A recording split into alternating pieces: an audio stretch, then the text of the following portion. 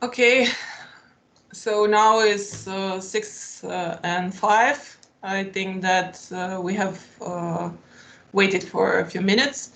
So as anybody enters, the administrator will let them in and they will follow the webinar from there on. But we can start officially right now. So good evening, everyone, and welcome to this webinar entitled An Ecology of Thought. And thank you for your big interest about this online event and obviously about this topic. This webinar is a launch event of Macedonian iteration, the touch of the project We Are Here, Future Ecologists, originally developed by British Council and Lux, and in our country developed by me, Anna Frankovska, in collaboration with my institution, the National Gallery of the Republic of North Macedonia.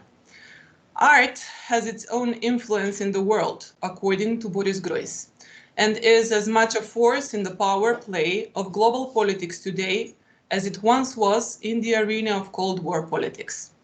Art discusses numerous problems relating to the socio-political dynamics of contemporary societies, political philosophies, social dysfunctions and malformations, but also more complementary concerns such as globalization, migration, economics, global warming, ecology, etc. The webinar and the whole project of Future Ecologists discusses numerous ecological and political concerns whose processes are profoundly influenced by the way humans act, manipulate, and destroy nature. It will bring together incisive views on the environment, ecologists and cosmologists, climate change, the Anthropocene, colonization and extractive industries, global market functioning, urban futures and sustainability, migration, identity, acceptance of the other in the society, making beauty out of the ugly, issuing the medical industries, etc. So for this webinar, I have invited 7 professionals, artists, art historians and curators, as presenters that will present their approaches, productions, researches within this field from different perspectives, with intention to discuss the ways how and if those general problems reflect or are being translated within the visual language as a powerful tool for raising the awareness in our society. In order not to take more of their time, since they're invited to be the presenters through their particular work, I'm going to invite them one by one to show their presentations, which will last not more than 15 minutes. And at the end, after their presentation, we will have some 15 to 20 minutes for questions or statements from the audience. So please, at the end, use either messaging or raise your hand in order to be given the right to talk and address your question. So thanks in advance for your patience, and I hope that you will have understanding if there are some technical problems that might appear using these new technologies, but let's hope that we will not have any problems. So let me first invite Christina Polykova.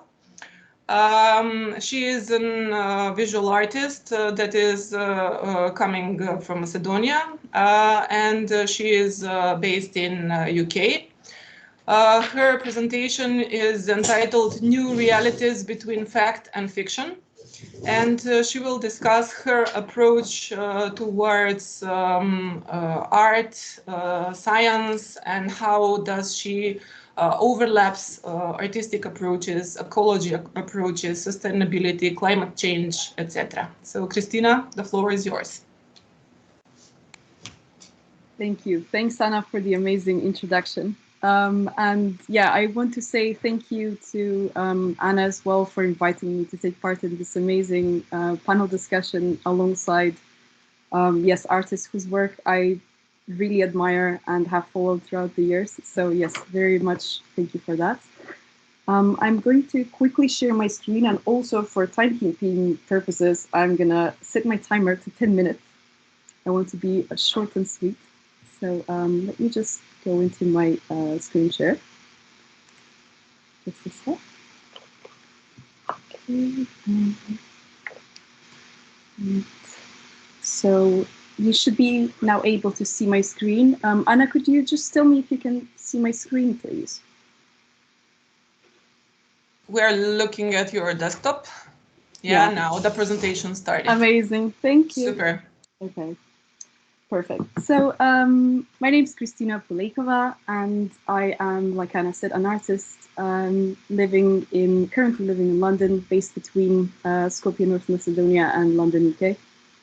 And in my work, I work across art, science, and technology, and I am very interested in working with different technologies, different immersive as well as interactive technologies such as AR, VR, and lots of different intersections of immersive installation as well as moving image, in order to describe the relationship between humans and nature, and look at how technology can make this relationship a bit more sustainable. So I'm just going to talk through very briefly about some of the projects that I've made throughout the years that I think are fitting very well within this topic. And this is modified. So here I'm using augmented reality and sound. And it is one of my works where I'm thinking about the relationship between humans and nature, as well as how far would we as humans go in order to modify ourselves in order to help nature, or help become a bit more, I guess, a bit more egalitarian in terms of where we stand in the ecology, where we stand within nature. And how can we basically come down from this viewpoint of sitting on the top of the pyramid, being humans, and kind of observe our place in nature in a much more horizontal way. So in Modified, I created these three scenarios of this little pyramids that you can pick up in your hand, and these are made out of metal, so they're quite heavy and kind of like sit in your hand.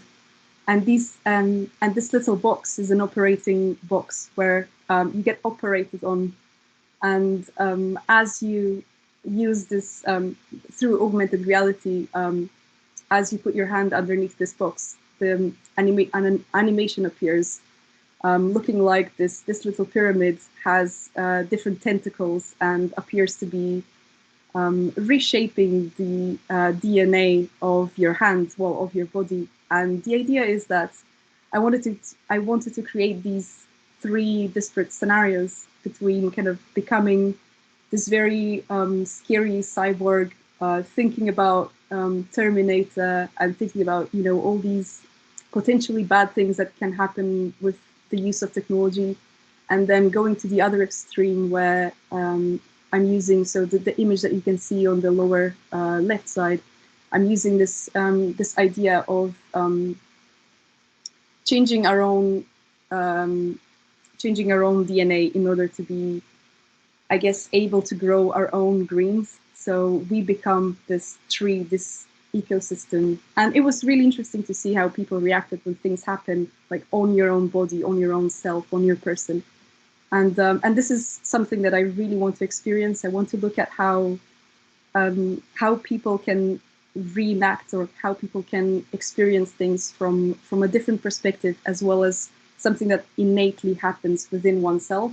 So either be it using immersive technology, so you're kind of enveloped in an environment, or also telling stories through the eyes of others. And by others, I mean mostly animals or other non-human entities. So throughout my practice, I've created stories about a carbon atom flying through the biosphere, and we are kind of like looking through this first-person view of a carbon atom.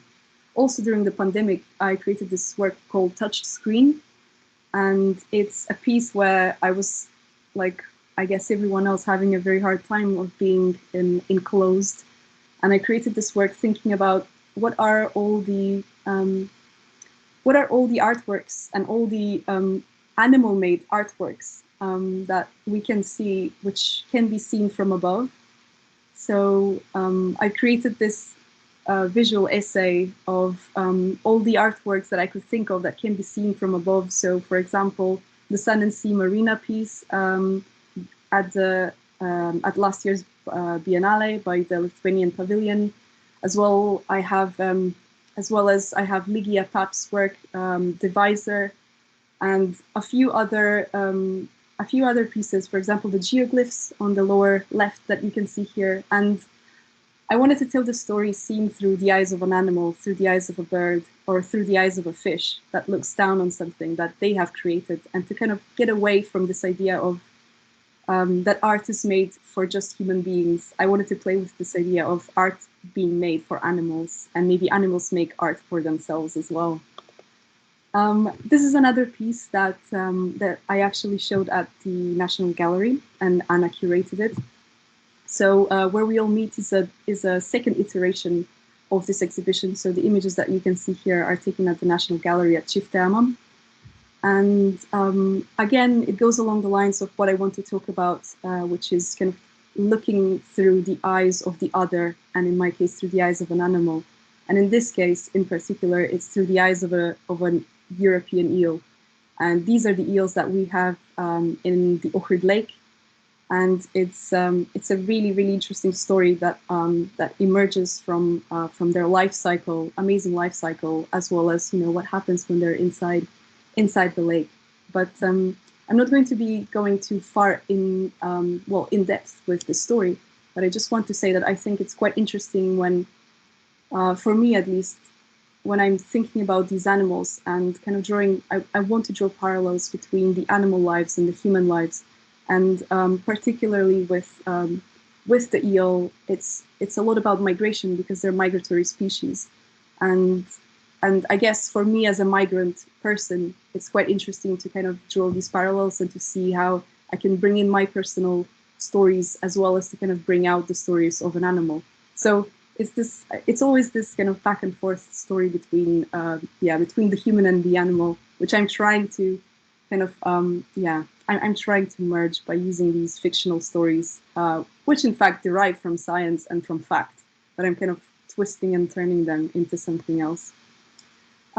This is another piece that I created in 2020, so last year, and it is a collaborative piece with the artist Daniel Silva, and it was a response to a work that he's working on, which is called the Extended Garden. And the garden is basically this, he created this amazing seed work with it's a distributed garden actually. And I was thinking about, again, different voices, and in this particular case, voices of mycelial networks. So the mycelial networks are, the networks that are created underneath forests and underneath the earth, and these are basically these are mushroom networks that are used by trees to communicate with each other. And there is an amazing, actually I have my list of works here, my list of references next to me, all my books. It's an amazing book by Richard Powers called Overstory. It won the Pulitzer Prize for Fiction in 2019, and he talks a lot about this mycelial network and about like how trees can talk to each other. And these are my next steps, things that I'm working right now. Obviously, experiencing interactive art is quite difficult at the moment because of the pandemic. So I have thought about how I can bring that to the web. How can I create something online? So my next steps are actually creating this non-linear interactive storytelling piece that will evolve and develop a story about plants again, and it will happen in a virtual space online.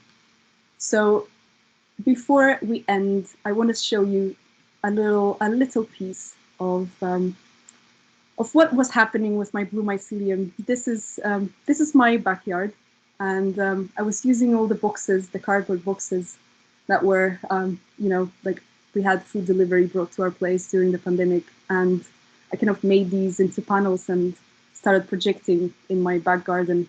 So I guess as artists, we have to think about everything that's available to us. At that point, the thing available to me was cardboard from all those boxes. So I went for it. And this is another piece called The Lizard Gaze.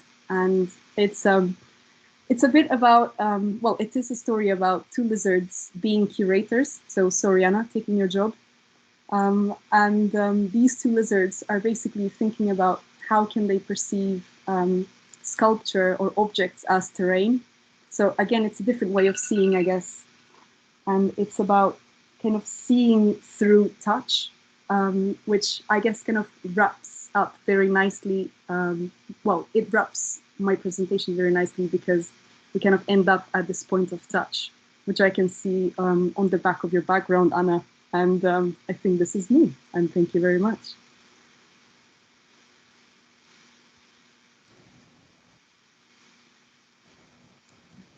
So. Thank you, Christina, Thanks. for your wonderful presentation. You were exactly in the time that we set to stick to, the minimum. So I will now invite the second presenter for tonight's webinar, that's Ivana Vaseva. She is a curator and a researcher of cross-disciplinary, collaborative, and socially engaged works and programs. She is a program director of the organization Faculty of Things That Can't Be Learned and is a co-curator of the Acto Festival for Contemporary Arts existing since 2006. So her presentation is entitled The Railway Residential Building, Performative Experience That Reminds Us of Our Responsibility. So Ivana, the floor is yours. Thank you, Anna. First of all, I want to thank you for inviting me to be part of this webinar. I'm really excited and happy to be part of this great company, and I hope that we're going to have a fruitful conversation. I just wanted to ask, are you going to play my presentation, right? Yes. Now the administrator starts. Yeah, here it is. Great, good. So I prepared the text. I'm going to read the text, and I hope I'm going to keep your attention. So this is how it goes. Now is that year, the year for which when we were young, we used to imagine all the things that would happen. Everything is like as we have imagined. However, it seems that it has another color, some brownish ochre color in the background of all things. We feel strange in our bodies. We are alone, and they have become our only protection. Knowledge of the world has been mediated through videos, sounds, and text. Solidarity, collectivity, public are some other words in the dictionary with unknown meaning. I believe these are past experiences we know from history, but we do not feel them. These are the words of my friend, sitting amidst Skopje in 2019, yet staring somewhere far into the future, staring with piercing eyes at the old new and new old buildings of the project Skopje 2014, which destroyed these great ideas and reduced them to empty words. In his point, the toxicity of our living has not only destroyed the environment and the natural context, but has completely commodified the values of collectivity and the common, which were a sort of resistance to the privatization and corruption of public resources, spaces, and services. What is common is no longer considered as rejection of all hierarchies, inequalities, otherness, and exclusion, and a total cataclysm has occurred directly resulting from the accelerated and growing capitalism. Its expansion, dictated by the rule of economic growth set since the modern Western project, has destroyed the nature, making plastic dominant, and also has destroyed the dimension of the common, which preserved the hygiene of co-life through different partitioning and appropriations. Although collective living has long been a paradigm of resistance, it has increasingly been co-opted and eventually turned into small, elite, world-alienated or unified units harmonized in continuous self-protection and a struggle for self-preservation, without sense of belonging or responsibility for the other. And this collective living what was once considered as pillar of building the system of the common, solidarity and participation. I would also add, forgetting has become an important rule in the game and is increasingly pushing out remembrance, as if we have entered the whirlpool of forgetting, love and affections, of what has held us together, as Solem, who wanted to forget about Argira, thus becoming the river of forgetting. We have also become the river of forgetting, but sometimes remember surges the river, and it is very important whether the wave will be caught and frantically fight for it, or it will be left over to the course of things. The railway residential building in Skopje was built as a perimeter social housing block for the employees of the railway company Yugoslavia. According to the data, according to the data, the Russian immigrant Mikhail Dvornikov has erected the biggest factory facility in the period between the two world wars, the Railway Workers Building, or more commonly known as the Railway Residential Building, in the period 1934-1946, with a unique functional and shaping solution. This symmetrical building has an atrium solution with galleries and two monumental porches enabling access to the atrium garden. The four corners of this large building are emphasized with chambers, big porches and balconies. The symbolic relief with the railway workers' trademark is placed on four gables of the corners. This building represents the early modern period in the country and is contemporary to the emergence of modernism in the world. The railway residential building has its own yard, had collective laundries on the last floor, which were transformed into apartments after the Skopje devastating earthquake in 1963, but also its own cinema as a sharing space, where at one moment 400 children watched movies. The shape of the building is archetypal and implies equality. The year now is 2019. There is increasingly powerful wave of commodification, privatization, and expropriation of natural and public resources. The building was left to the mercy of time, to the negligent, and the few attentive tenants and the disinterested authorities. As of the beginning of use of this building, it has not been renovated until present time, and the tenants in the city center live in one of the rare non-destroyed buildings from the '63 earthquake, yet ruined by their neglect. It witnesses the transition from Yugoslavian socialism to current capitalism, from self-management ideas to ideas of privatization and alienation of public goods, as well as the destruction of the ideas for the common and the collectivity and public space. It also witnesses the historical and revisionist trends framed under the project Skopje 2014, when the past right-wing government tried to erase all emancipatory ideas of socialism.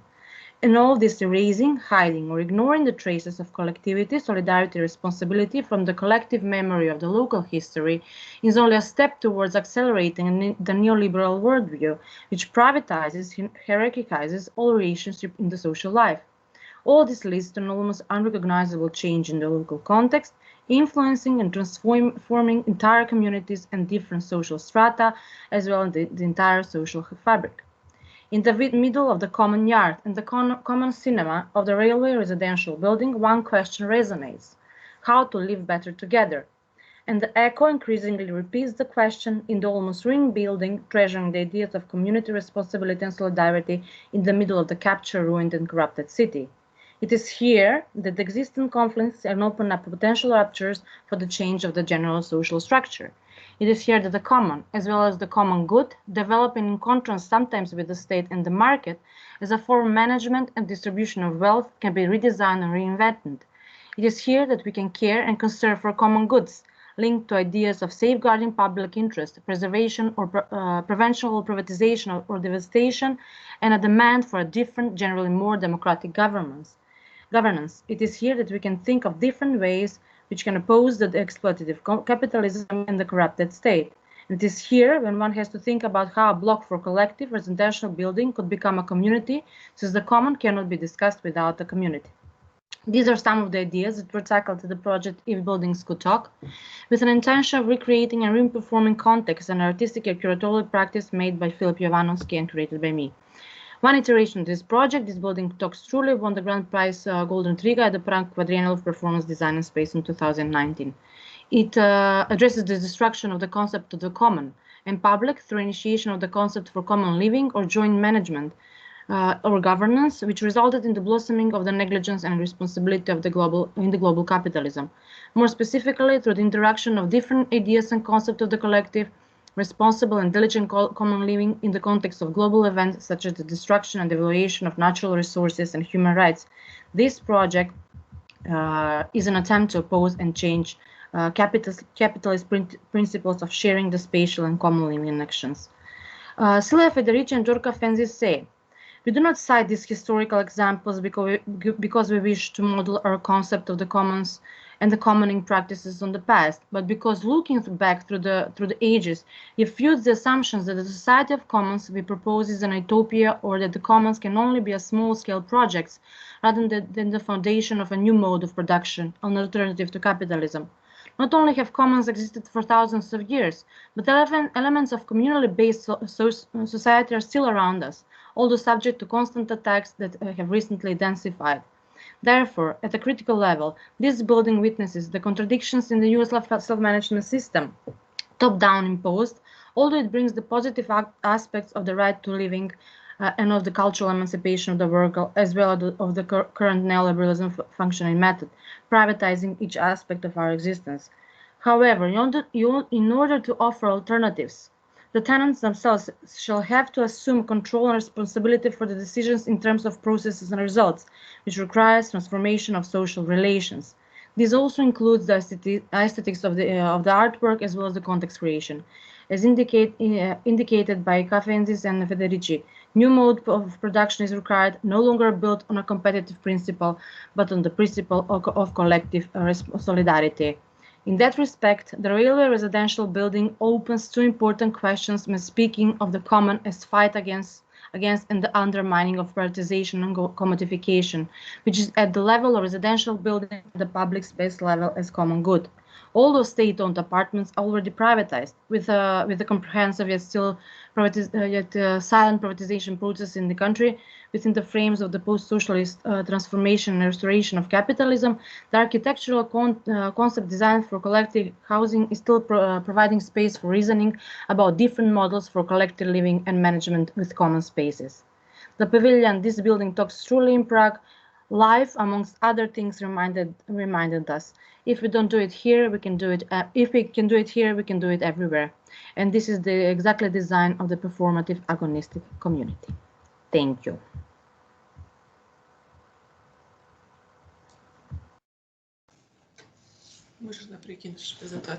Thanks, Ivana, for your presentation.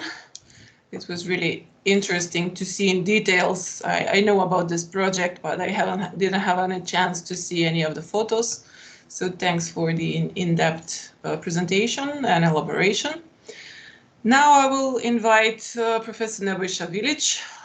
He is a professor at the universities in Cyril and Methodius in Skopje on several different faculties. He wrote a lot of books, curated a lot of exhibitions, and his presentation today is entitled After Creating Comes Acting. So, Professor Vilić, the floor is yours. Good evening to everyone and anyone, anywhere at the globe. So thanks for the invitation. I'll try to summarize, or maybe to repeat for the ones who knows my writings and my positions and thoughts about art. Simply said, I don't believe in art as we know it any longer. The art that we are teaching, the art that we are thinking or practicing. Last early autumn, I declared the death of the museum, the death of the author, and the death of the artist as well, and the curator as well. So these are my starting positions as well in this presentation. Even that from the beginning when I received the invitation, it could seem an easy task. As an art historian, I couldn't make a presentation of, let's say, the artworks that are challenging or treating or rethinking the very wide, as it was proposed, fields and topics for this conference, for this meeting. And first, what came to my mind was actually the history somehow of the relation between art and ecology, or ecology and art. And there were a couple of, let's say, posed relations or terms. And then I remember a catalog that I couldn't find in my library these days. My deepest apologies. So I will pass only the information that the first Yugoslav Triennial of Ecology and Art was held in Maribor in 1980. So there were 3 issues of this biennial, treating the ecology and art relation, and as it was supposed to have the 4th one, Yugoslavia as an entity was dismantled. So the main the need to organize any kind of exhibition treating the relation between ecology and art was, of course, because there were already works of artists who were treating the same problem. I will just pass through a couple of slides for the ones who are not from Macedonia and for the ones who forgot or don't remember. Some of the artists like Vasko Tashkovsky, which was the only, in my understanding, period or part of his career that is worth mentioning in the history of Macedonian art. Simon Uzunovsky, who packed actually a real plain water from the Lake Prespa in these plastic bags in '76. Of course, many of works of Simon Shemov who were either of a handmade paper from the plants and herbs found in the meadows or in the mountains, especially the interventions in the nature from Simon Shemov and Nikola Fidanovsky as a pair, but as a collective action, inviting other people to use and to participate in this, as this painting of a rock here, this cane, etc. So this is, let's say, easier part now. So then 2 exhibitions attracted my attention last year in the autumn. The first one was the exhibition of Antoni Mazneski. I forgot to put the title. My apologies, deepest apologies. So I don't remember right now in this moment what was the title of the exhibition. Why I forgot the title, because what I was more interested in was the material that he created, his impressive in size and impressive in time spent and impressive in patience with which he created these works. I'll give you a detail. So this work is done by I don't know how many hundreds and thousands of buttons, which he collected from his mother factory, as well as this work, as well as this work. And actually, this was a waste from the process of the production of this in this factory, and instead of throwing them away in the wasteland, he collected them and he produced an artwork. So therefore, I put this relation of something that has lost or has no lost value or non-value into or to aesthetic or money value or value, in a case if you sell some of these works, of course. Then a month after that or something like that, his student Victoria Popovska organized she was selected as one of 2 young artists in the project of National Gallery of Republic of North Macedonia, and she treated the waste or the garbage in a very specific manner, which means first she collected, she washed, she cleaned, she composed and exposed this waste of this garbage. Afterwards, she displaced these two sculptures. You can see now how the sculpture looks like, one of the 2, with a van into the Skopje's major and official and the only legal wasteland, Drisla, where she left these 2 sculptures on the top of the garbage, waiting for the destructor to destroy the works. So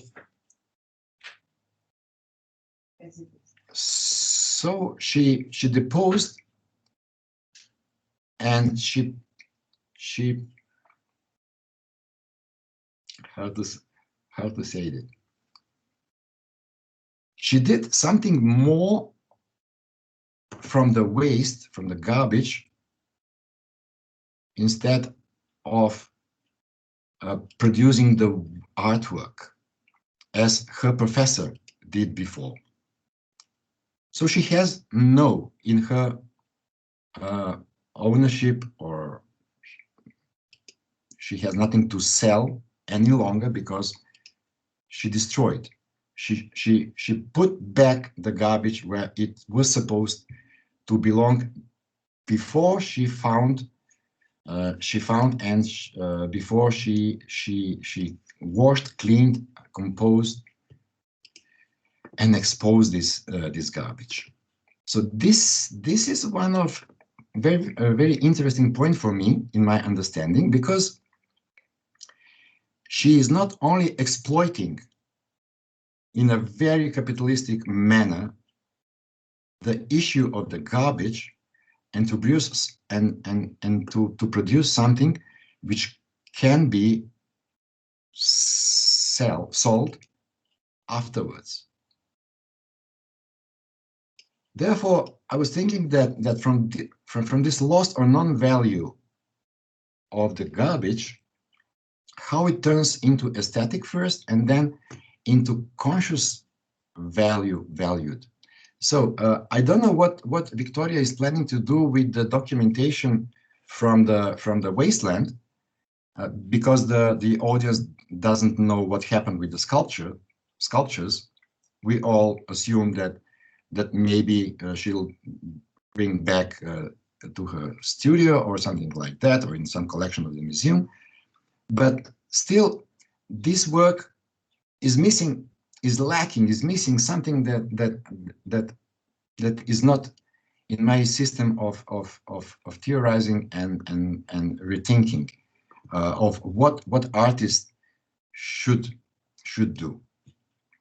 Then I will just give two examples of two actions of the third relationship between the waste and or the garbage and the art, or pro-art, which is not art at all, because this lost and non-value garbage was turned with a practical act into environmentally valued issue, which is like the actions of the fast activistic action unit that happened in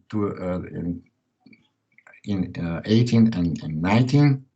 You can see how they work, and especially and this is very important for me, the initiative "Don't waste a waste" or "Don't waste a garbage." So this is very two meaning word, jubre, which means first of all as a garbage, but in a second meaning as a human behavioral characteristic. That initiative was made by an actress, Irena Ristic, and very soon it became a movement all around Macedonia. Here I will show you the cleaning of the Center for Rehabilitation, Medical Center of the Rehabilitation Yard, and all of these 6-7 girls are graduated actresses, actually, and this is not their job to clean.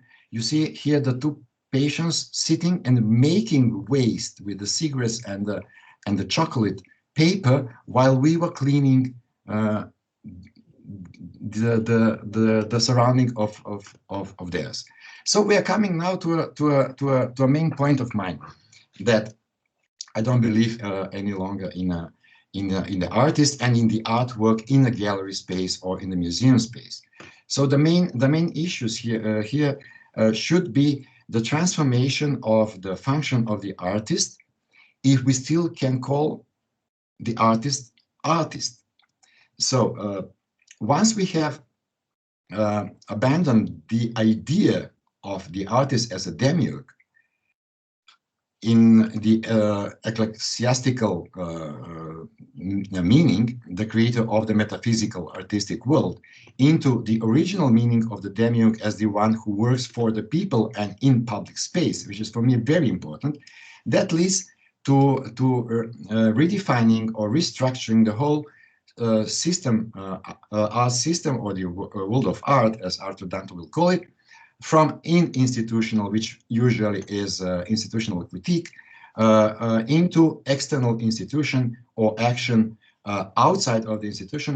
And now we are coming to the point of the non-institutional action. The actions actually who are posing the very serious question, will this mean abandoning what we consider as or understand as art?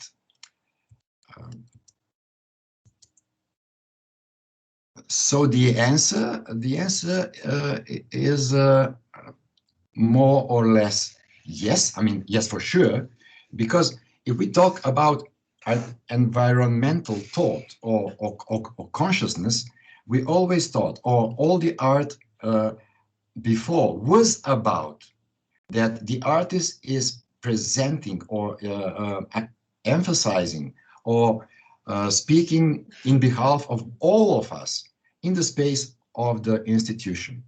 So this abandoning is first of all a critique of the individualism emanating from Western European culture on which the concept of capitalism is based, and then abandonment of the categories arising from such an individualized basis of a social productiveness. So if we want to change, or if we want to go further into future ecologies, so we have to displace the reasons of the ecological disaster, which is caused by the concept of the capitalistic individual, and turn into in the other socio-historical concept or context where the community is on the top of the interest or the result. So art is now, as a representative of the concept of the individualism of the capitalistic world, has to disappear, has to be distitled, disnamed, because he will attract, he will initiate, he will practically do the cleaning of the street, as very, very far ago Tomislav Gotovac did with his performance cleaning the street, the Ilica street in Zagreb. So maybe, not maybe, I'm expecting, or I'm willing, and I'm hoping that the domestication of thought, which means in translation ecology of thought, is thought dedicated to the caring for the others in the community by definition. So if we want to ecologize the thought, we must leave the individualism, and we must turn for behalf, in the name, for the sake of the community. So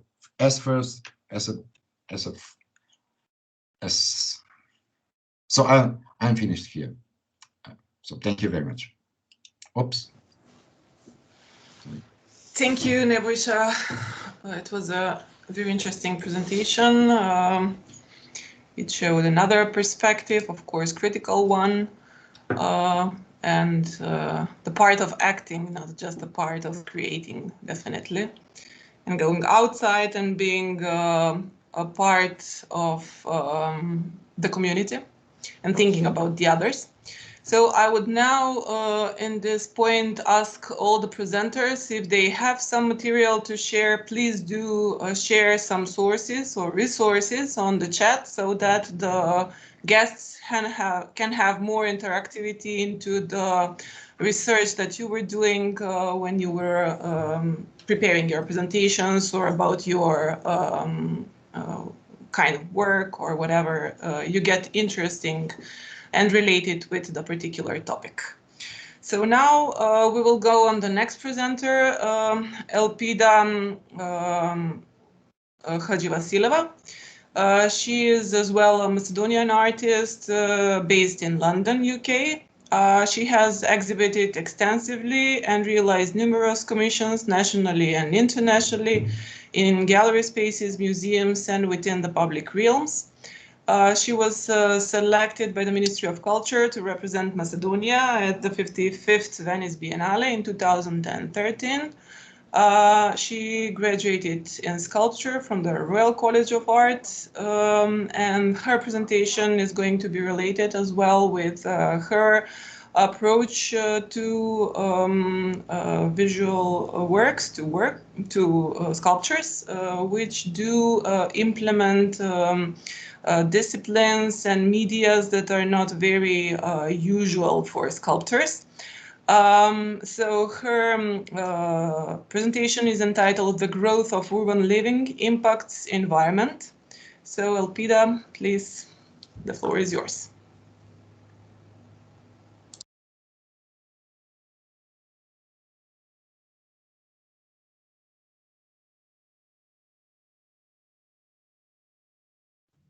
Oh, okay, I was on mute. I'm so sorry. Can you hear me now? Good, okay. Thank you, Anna, for lovely presentation and introduction, and good evening, everybody. I'll be showing you a few works, and I'll be running a PowerPoint. So I'm gonna show you images, but I'm not gonna talk about potentially every image on the screen. I just want to show you the way I work, and Asana introduced me. Very much use materials which are, oops, sorry, I'll try this again. Okay, hopefully you can all see that, and go back to the beginning. Okay, so yes, I work with very unusual materials, if you like, and potentially materials which are a waste. And I've always been interested in this disposable and a way of working, basically. So from a very early stage, I've been using materials that I can create spaces, if you like. So most of my work is very large installation-based work that people can inhabit. I'm very much interested in people's reactions and how they react to the actual material, the environment, the space itself. So I'm showing you some works which are much earlier works. For example, Re-Evolution and Ambush, they're both works. Ambush in particular is a particular work that people were able to go 6 feet under, which is a 2-meter underground, particular burial ground level. And I was very fascinated with seeing what happens below our feet and how we react to this particular living or dying space. A lot of my work looks at industries, declining industries, and how through this kind of way of working and things becoming so expensive to produce, we've actually refused them or reject them. So this particular work created in Valenciennes, which is very well known for the lace making industry, is made out of coal, which is a pig's inner layer of the stomach, very vital organ to protect our body itself. But I was very fascinated with this particular material. It's the first time I used it actually in 2008, material that has beautiful veiny structure, very vascular, but very, very difficult to preserve because it's actually an organ, it's not a skin. So dealing with organs is very, very challenging and very, very impossible almost. I was very fascinated to learn how you can produce such a small amount of lace, 1 centimeter lace for a whole hour. And the value of this was impossible to sell, basically. So it became declined and an industry that was dying. I had an opportunity to be artist in a restaurant for 8 months, working with Michelin star chefs, Pierre de Terre, for example. I spent 8 months collecting rubbish, if you like, and taking all these refusal things back to my studio and making them into objects and particular inspiration looking at the plate and how the plates were presented and the amount of detail that went into this presentation. It was just unbelievable. So I created works with gold, gilded bonds, like wish bonds, then a lady's purses, which is an object made out of sheep testicle sac, which is actually something that people actually eat, believe it or not, the internal space of that. Another large installation work called Fragility. I was commissioned to work with a very difficult subject matter, subject about dying and why people don't plan their death, which fascinated me, and it was quite interesting to research that we plan our birthdays, we plan our celebrations, we plan everything else except our dying.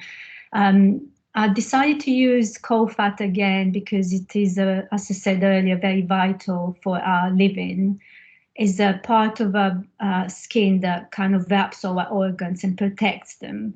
A skin that without it pumps blood to our organs, basically. And I wanted to use in this particular commission to create a vascular space, a space that's very light, but in the same time very heavy, if you like. Lots of questions and lots of debates were organized around this exhibition.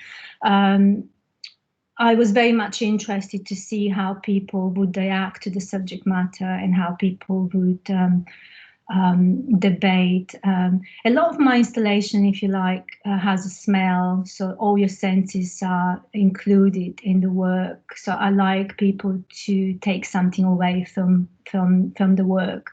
In this particular commission, I've used something like thousands kilograms of coal fat.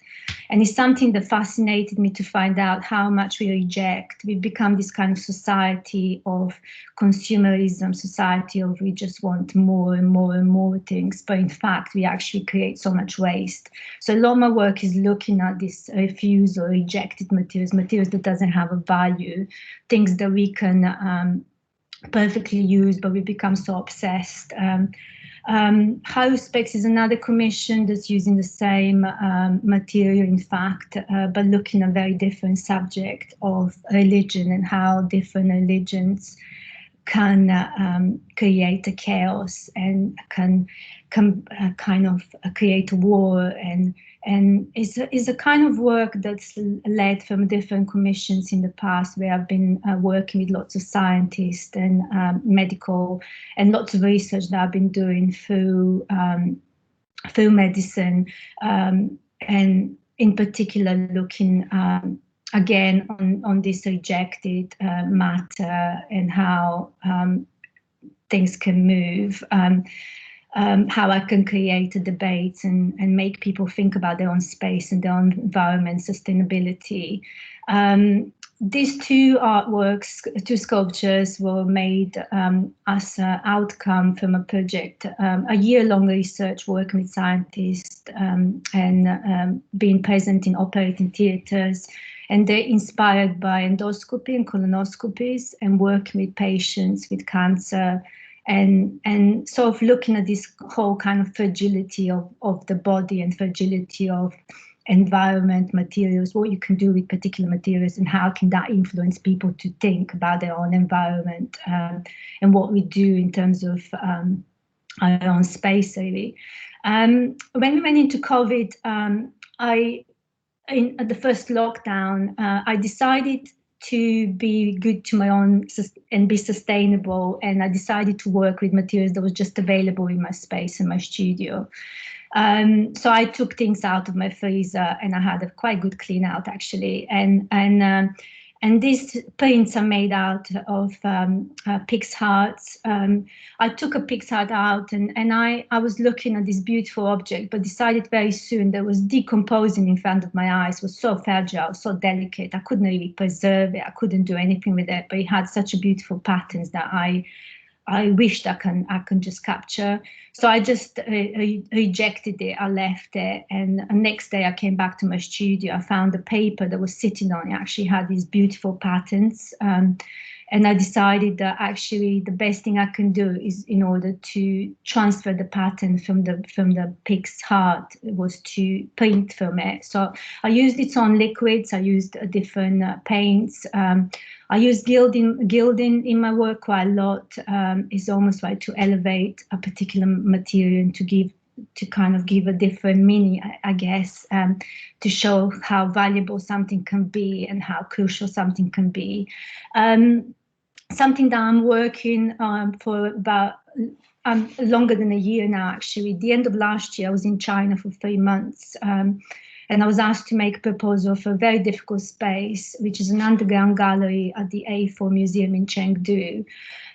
It's actually got water inside of the exhibition space. And the director was very fascinated with the Fragility Project, and she wanted me to use fragility material, which is the coal fat, to create an installation, which was actually impossible. So I've been spending almost a year now, and I'm still working on this, where in my research in Chengdu, I found a plastinating specialist. A plastination is when you turn the material into by using a particular plastic to pump into it. So he produces the biggest organs and the biggest exhibition pieces for, you might have seen the Bodyworks exhibition, which is by Gunther van Hagens from Germany, and they've worked in collaboration together for many years.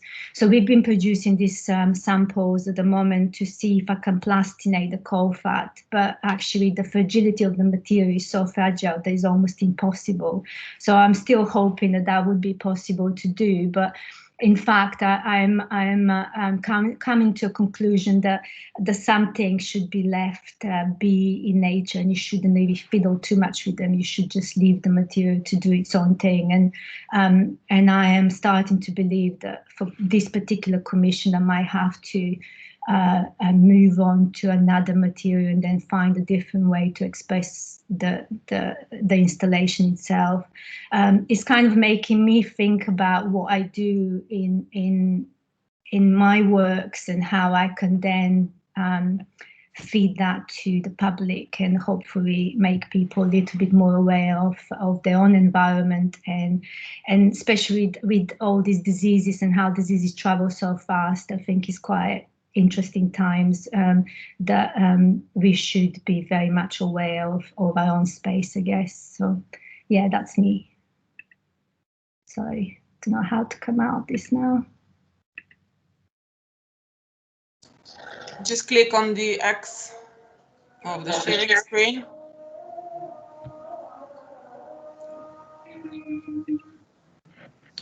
So thanks for your presentation, LP. Your works are very interesting. They raise a lot of interesting reactions as well from the audience. So maybe at the end we can discuss this point as well, since you is not just the ideological approach towards the material, but as well you initiate the nose, the eyes, the ears, so all of the senses are on the highest level when the audience is entering into your spaces, installations, and so on. So this is really an interesting approach towards creating a visual work of art.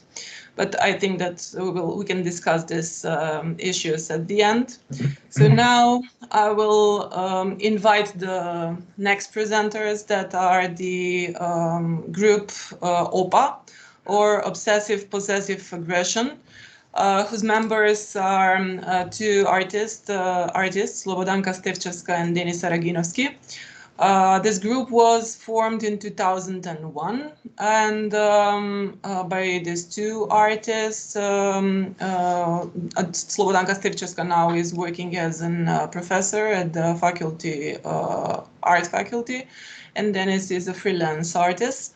Since 2014, they developed two new identities existing parallel to OPA. OPA Professional, established in 2014, and OPA Fundacja, established in 2016, providing the biggest online archive of the materials that can be found in the private libraries, let's say, of the private collects, art historians, curators, but as well in the Museum of Contemporary Art, National Gallery, and every other institution that was willing to share it and be archived.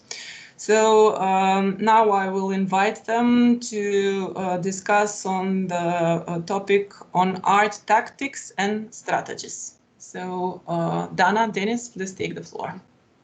Thank you, Anna, for your lovely introduction. Relating to this topic, we believe it is clear. The environmental crisis is part of a larger crisis, the crisis reinforced by neoliberalism, exploitation, excessive accumulation, and unequal distribution of goods and resources. Until these aforementioned emergencies are seriously taken into consideration, the problems will just keep perpetuating. As artists addressing social and political concerns, our contribution to today's theme examines our art production through contemporary arts methods and strategies. OPA's work is context-based. It often involves parody, created reality, mockumentaries, tactical media, over-identification, and subversive affirmation strategies. Nevertheless, in the last several years, we focus on developing practical utilitarian solutions and constructive art practices as an alternative to the critical ones. As an intro, I will quickly go through a few short explanations found on the net regarding the mentioned strategies. Tactical media is a form of media activism that privileges temporary hit-and-run interventions in the media sphere. It engages and critiques the dominant political and economic order.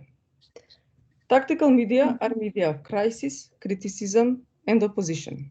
Their typical heroes are the activists, nomadic media warriors, the prankster, the hacker, and so on. Subversive affirmation is an artistic act that overemphasizes dominant ideologies and thereby calls them into question. Simultaneously with affirmation, the affirmed concepts are revealed and artists distance themselves from those concepts. Over-identification, in psychology, it means the action of identifying oneself to an excessive degree with someone or something else, especially to the harm of one's individuality or objectivity.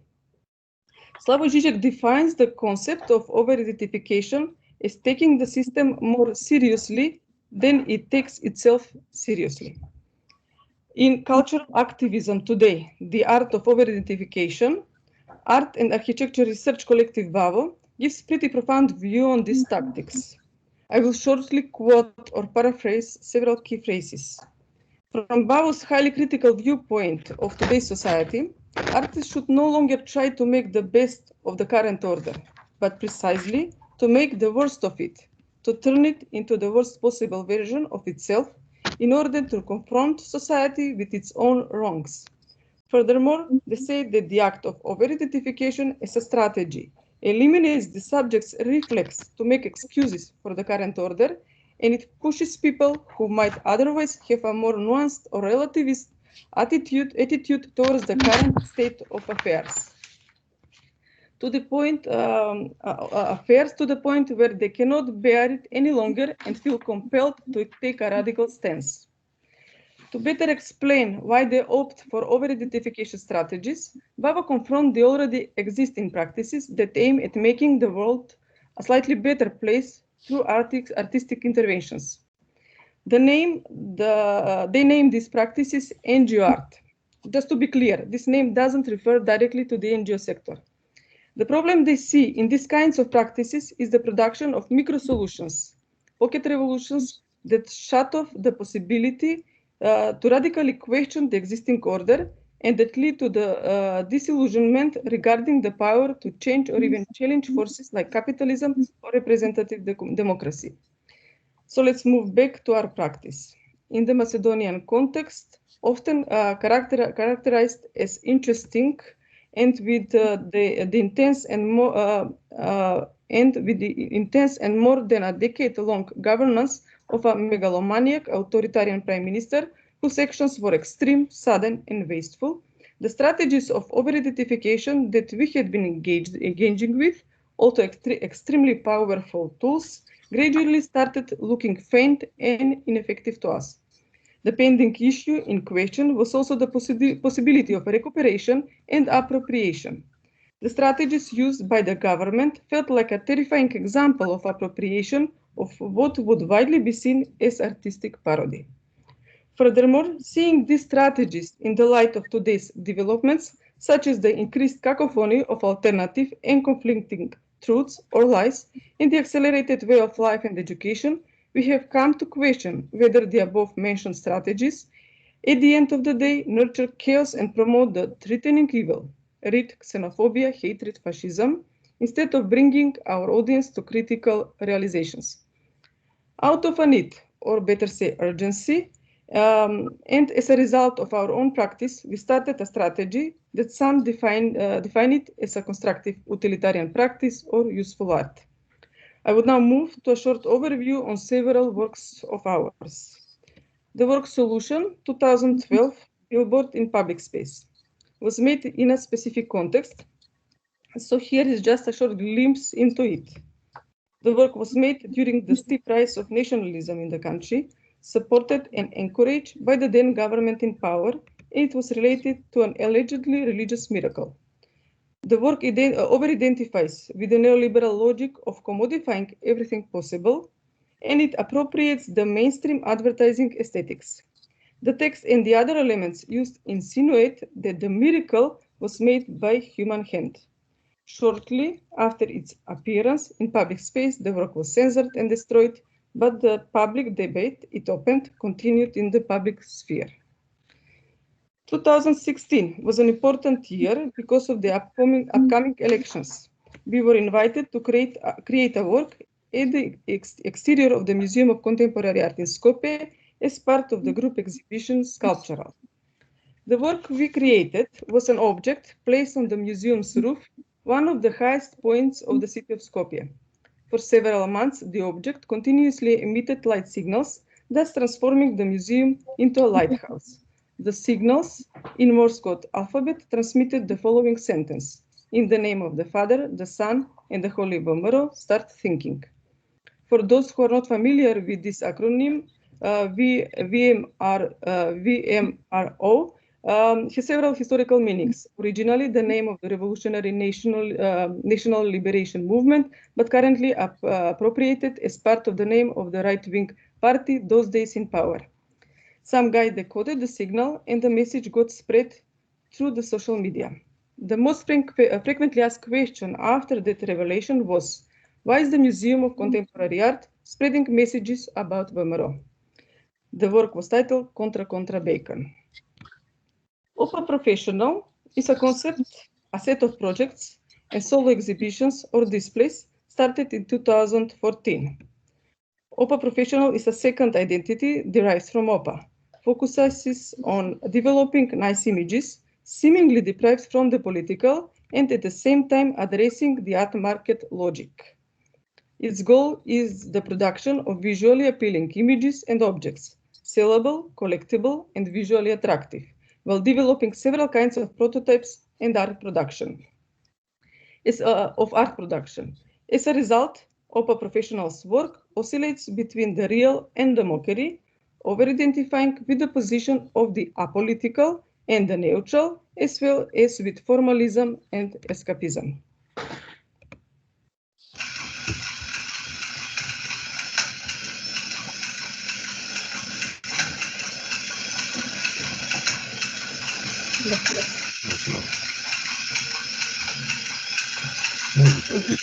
In 2016 was more or less when we started reconsidering the efficiency of the above mentioned practices, and we decided to immerse ourselves into utilitarian practices.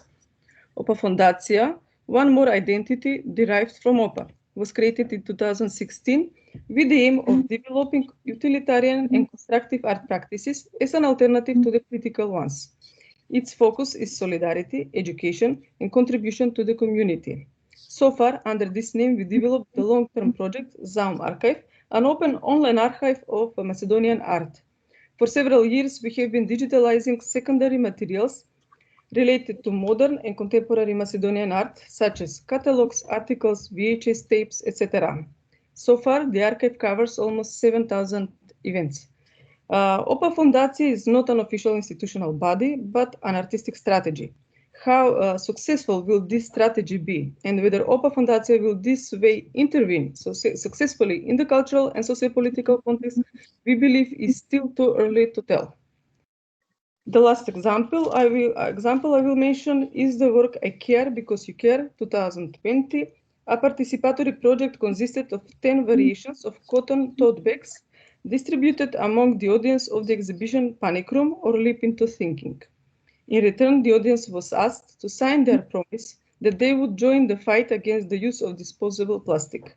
The cotton bags further disseminate and convey the message through the witty text printed on them based on proverbs and colloquial sayings. I have to mention here that we conceived this project because the use of plastic bags in Macedonia is still the rule and not the exception when it comes to shopping habits.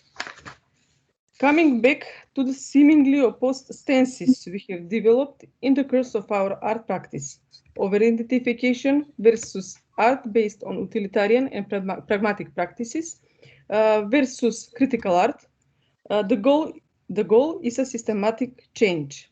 So whether the artist decides to follow strategies that demand a long-term engagement to nurture, encourage, and educate, or chooses abrupt radical interventions should probably depend on the context. The most effective strategy should be determined according to the given situation.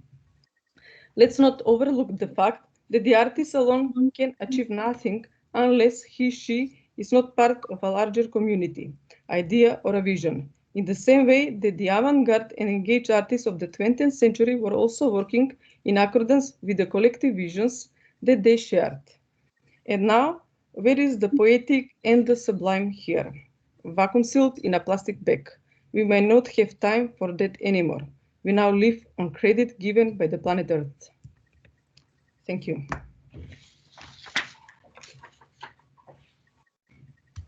Thank you, Dantja, for your very profound presentation. So now I will invite the next Slavica Nashlieva, a visual artist with characteristic multimedia and intermedial expression, specialized in graphic art, printmaking, but she shows her recognizable artistic expression and talent for visual narration in various mediums. She works as a professor at the art faculty in Skopje. So I will invite her now to show her presentation entitled Space, Place, Identity and Ecology. Slavica. Thank you, Anna. Thank you for inviting me to be a participant in this webinar. Let me just start my presentation.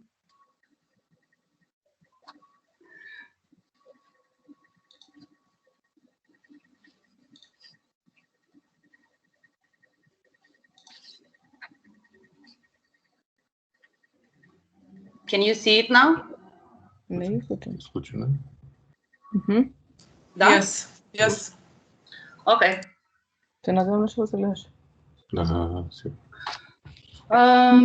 I always like to start with something personal, like a memory. I don't know if you remember, but I remember vividly the plastic bags for milk and yogurt, 1 liter from my childhood.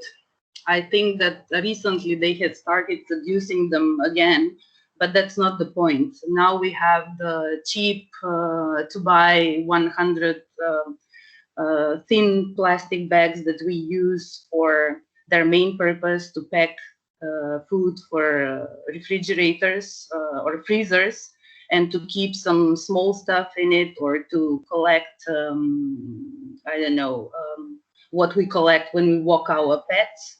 But in the 70s and 80s, I remember that these plastic bags from yogurt and milk were washed, dried, and then used as bags to keep our food in the freezers, or to keep some small tiny stuff in it. That is, we use them as we use these cheap thin plastic bags that we use now today excessively. What I'm trying to say that when I was a child, when in the supermarkets we had only one or two kinds of a product, we cared about recycling and reusing stuff more than we do now. When we have in the supermarket 20 of a kind of a product. So what Opa showed, the return of the bags that we used to use when we were shopping, is very, I don't know, I'm very happy about it. Plus, a lot of artists think that helped promote their use in everyday life. Another photo that I would like to share with you, a personal one, is from my primary school years, when we had these days of collecting stuff to recycle. And actually, all the classes were competing which class would collect more stuff to recycle. My class was always the first one, because we, in our basement, we had a lot of newspapers and the glass to bring to the schoolyard on this day of the actions of recycling. So what I'm trying to say is that recycling and sustainability, I think, is something that we have to remember and improve, and I think it's nothing foreign to us. But I would like to come back to my artwork and how this theme is incorporated in it. When Anna invited me to take part in this webinar, the first project that I thought would be adequate to present here was the project A Cry from 2002. I'm sorry that the titles are in Macedonian. Anna forgot to mention that my presentation should be in English, so I was preparing for a Macedonian presentation. This project was actually a reaction of the happenings, actually the situation, the political crisis and the war crisis in Macedonia in 2001, that I was trying to metaphorically present with various means, but one of the means was actually the ecological catastrophe of the Doiran Lake at the same period. I was thinking how to cope with the feelings of pain, emptiness, and loss, thinking about the appearance of the Lake of Doiran today, about its silent agony of vanishing, and about the white wasteland of dead shells at the bottom of the lake which once existed. But above all, I was bearing in mind the spiritual wasteland and the existential abyss that Macedonian society is confronting. I collected shells in bags and I applied them on a cloth, producing a wailing bed, a crying bed, a bed that was signifying the pain I was feeling. Because although you are attracted to the whiteness of the shells, actually those shells are very sharp and can cut you very easily. Another project that I want to present is from 2007, entitled Grafting. Although this is a very multi-layered project, presented originally in the National Gallery of Macedonia in the space called Mala Stanica, in 3 separate rooms. It was dealing with the theme of exodus and the refugees. And although the stress was on the Macedonian exodus, on the Aegean part, actually I was trying to speak about all past, recent, and future exoduses, and trying to metaphorically present in this space, the third space, where I built a special box, a wooden box, where I have put a ton of Macedonian soil, and I planted a specially chosen grafted trees, 5 of them, which represented actually a person or a human being. So I was metaphorically given the plant, actually the tree, a personality. And actually the grafted tree was representing the grafted human, the humans who are moving and with their migration, actually they become different because their roots are planted in another foreign unknown soil. The play with the light was also important to me in this room because of forming the shadows, and actually I used it as a kind of multiplication of the trees, creating a forest-like feeling of the room. With the end of the exhibition, actually I didn't want the tree, the artwork. Actually, I treat the tree as an artwork. I didn't want them to stop existing as an artwork. So 3 of the trees I planted in the yard of one of the spaces of the National Gallery, that near, actually on the side of Daud Pasha Amam space. And 2 of the trees I planted in my own yard in Skopska Crna Gora. Unfortunately, from the 3 trees planted near the National Gallery, only 1 managed to survive, and now I have marked it with the red square. Actually, that one is now quite a big tree with a lot of leaves and branches. But although I had an idea that the two died ones, the ones that died, actually, that were left without leaves, I wanted them to stay as long as they could. But unfortunately, the National Gallery didn't treat them as an art object and treated them just as dead trees, and they removed them. I hope that in the near future, the National Gallery will have the sense of treating one of these art objects and mark it as an art object with the plate as it deserves. This is actually the tree that survived in my own vineyard, and I keep it, I don't know, preciously, because it kind of reminds me of the exhibition and how an artwork can become an object, a sculpture, a living sculpture.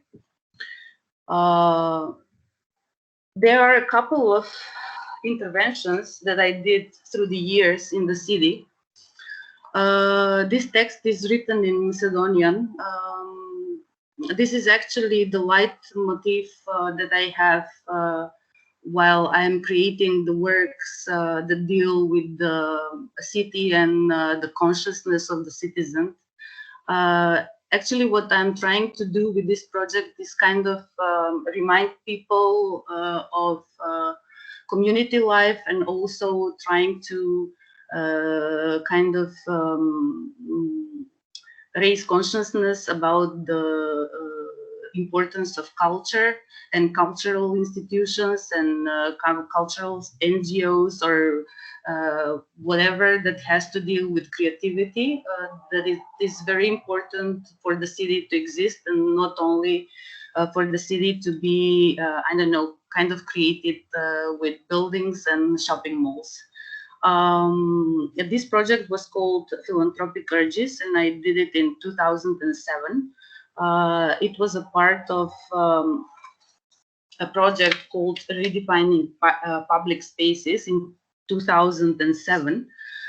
It was organized by a cultural NGO, Točka, and actually this project was held in 3 days, and the whole thing was presented on the wall of the cultural space of Točka Gallery. The first day, I was actually opening a street called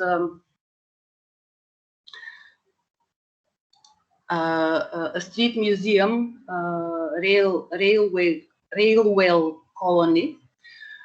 It also deals with a space that was presented by Ivana Vaseva.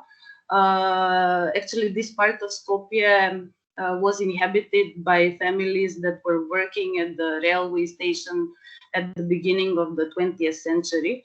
And the buildings here are very specific and very likable.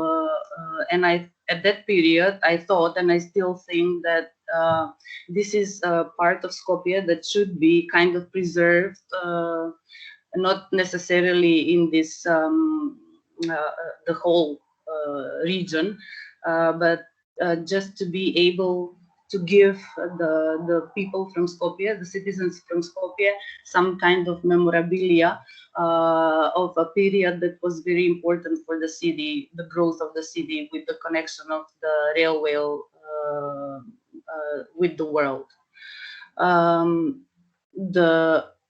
For the whole project, the communication with the citizens from Skopje was very important for me. And while we were organizing the opening of the street, a lot of people who were living on the street came out and cheered the opening, actually, and the naming of the street. The next day, I was opening Nama Gallery collection of the contemporary art at the main square of the city center of Skopje. It is a famous shopping mall that called Nama that used to be closed for a couple of years. It was standing empty and abandoned. It was totally closed down. The doors were shut with locks.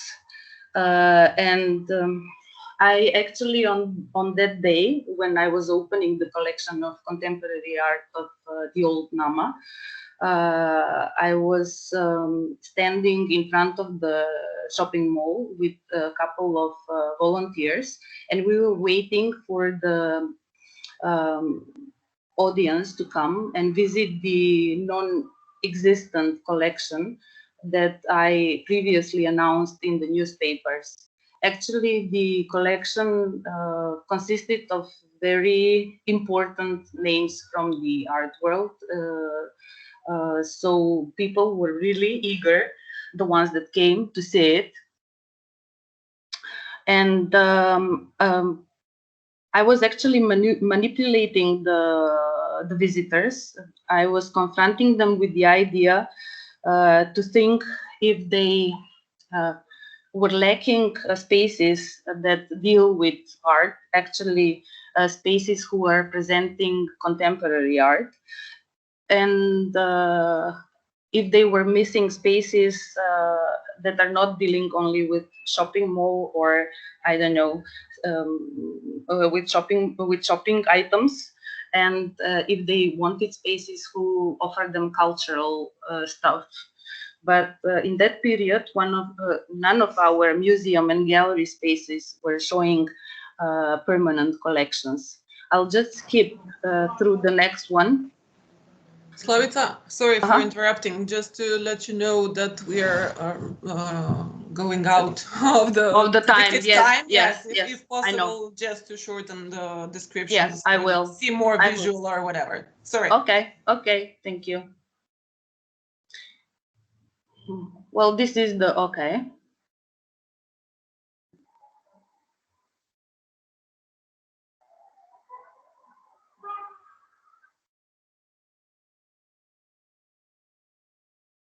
I'm not going to talk about this. I just wanted to mention my last exhibition, where I think that I kind of managed to speak about the stories that are very important to me, about the personal feelings that I have, and somehow connected to the city, exhibiting works that I produced, being able to observe and collect and photograph and keep some small things from the city that strangely enough always had something to do with something of mine, either a memory or a story or just something felt. So whoever is interested can visit my website. I'm just gonna roughly go through the works that I presented in a very intimate, abandoned space that I was generously offered by a friend of mine, and was able to make it public for a whole night.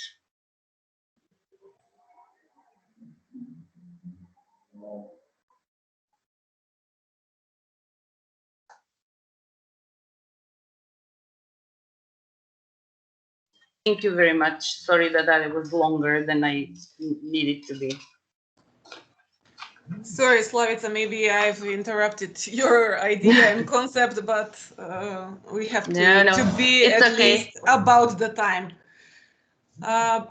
Because I think that it will be fine to leave a bit of time space for the audience to interact and ask questions or say their statement or so on.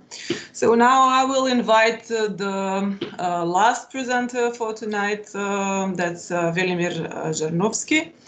Velimir is an artist that have finished in Skopje, his BA and MA. He realized a lot of solo exhibitions in Macedonia and abroad, and he curated and co-curated several projects and exhibitions and participated on many international projects and collaborations. So his presentation is entitled Beyond the Blackness from 2017 to 2020. It's a word about an interdisciplinary long-term project. So Velimir, please explain us a bit more about this project of yours. Good evening. Are you, yeah? Дали слушаме? Да, да слушаме, Велимир, се вред. Добро, okay. Thank you for having me.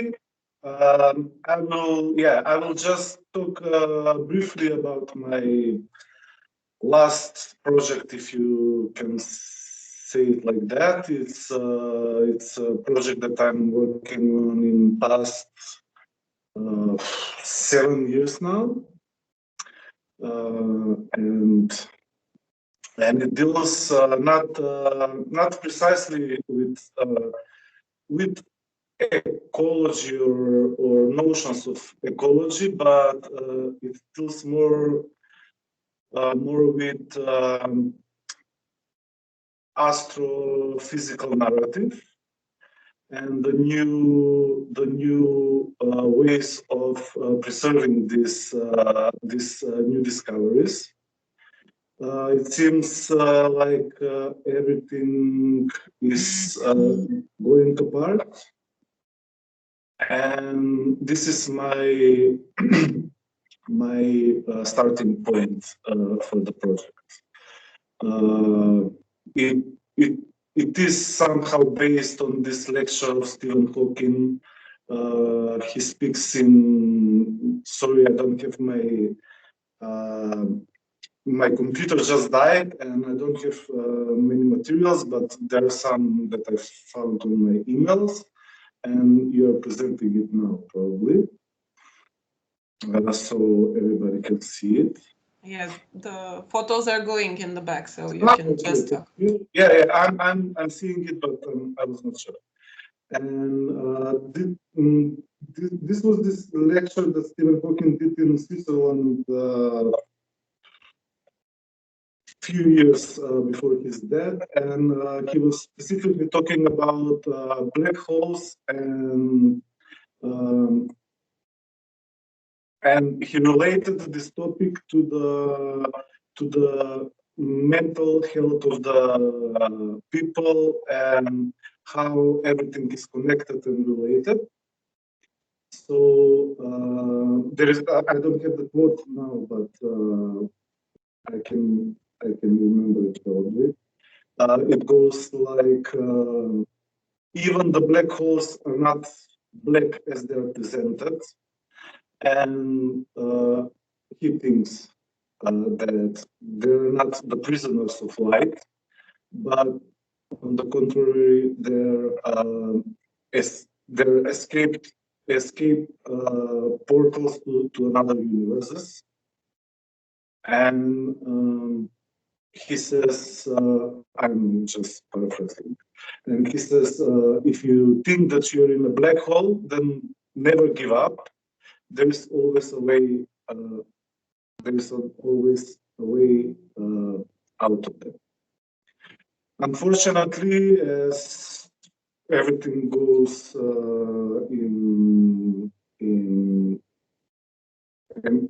as everything goes totally inappropriate, referring to ecologies or our consciousness about where we live and what is our purpose in the whole system of being. I think that Stephen Hawking is wrong, and I don't see a way out of this black hole that we are all in this moment.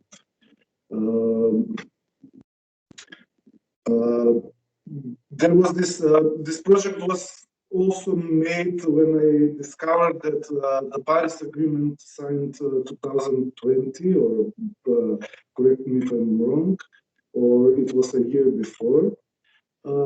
It was signed to reduce carbon carbon.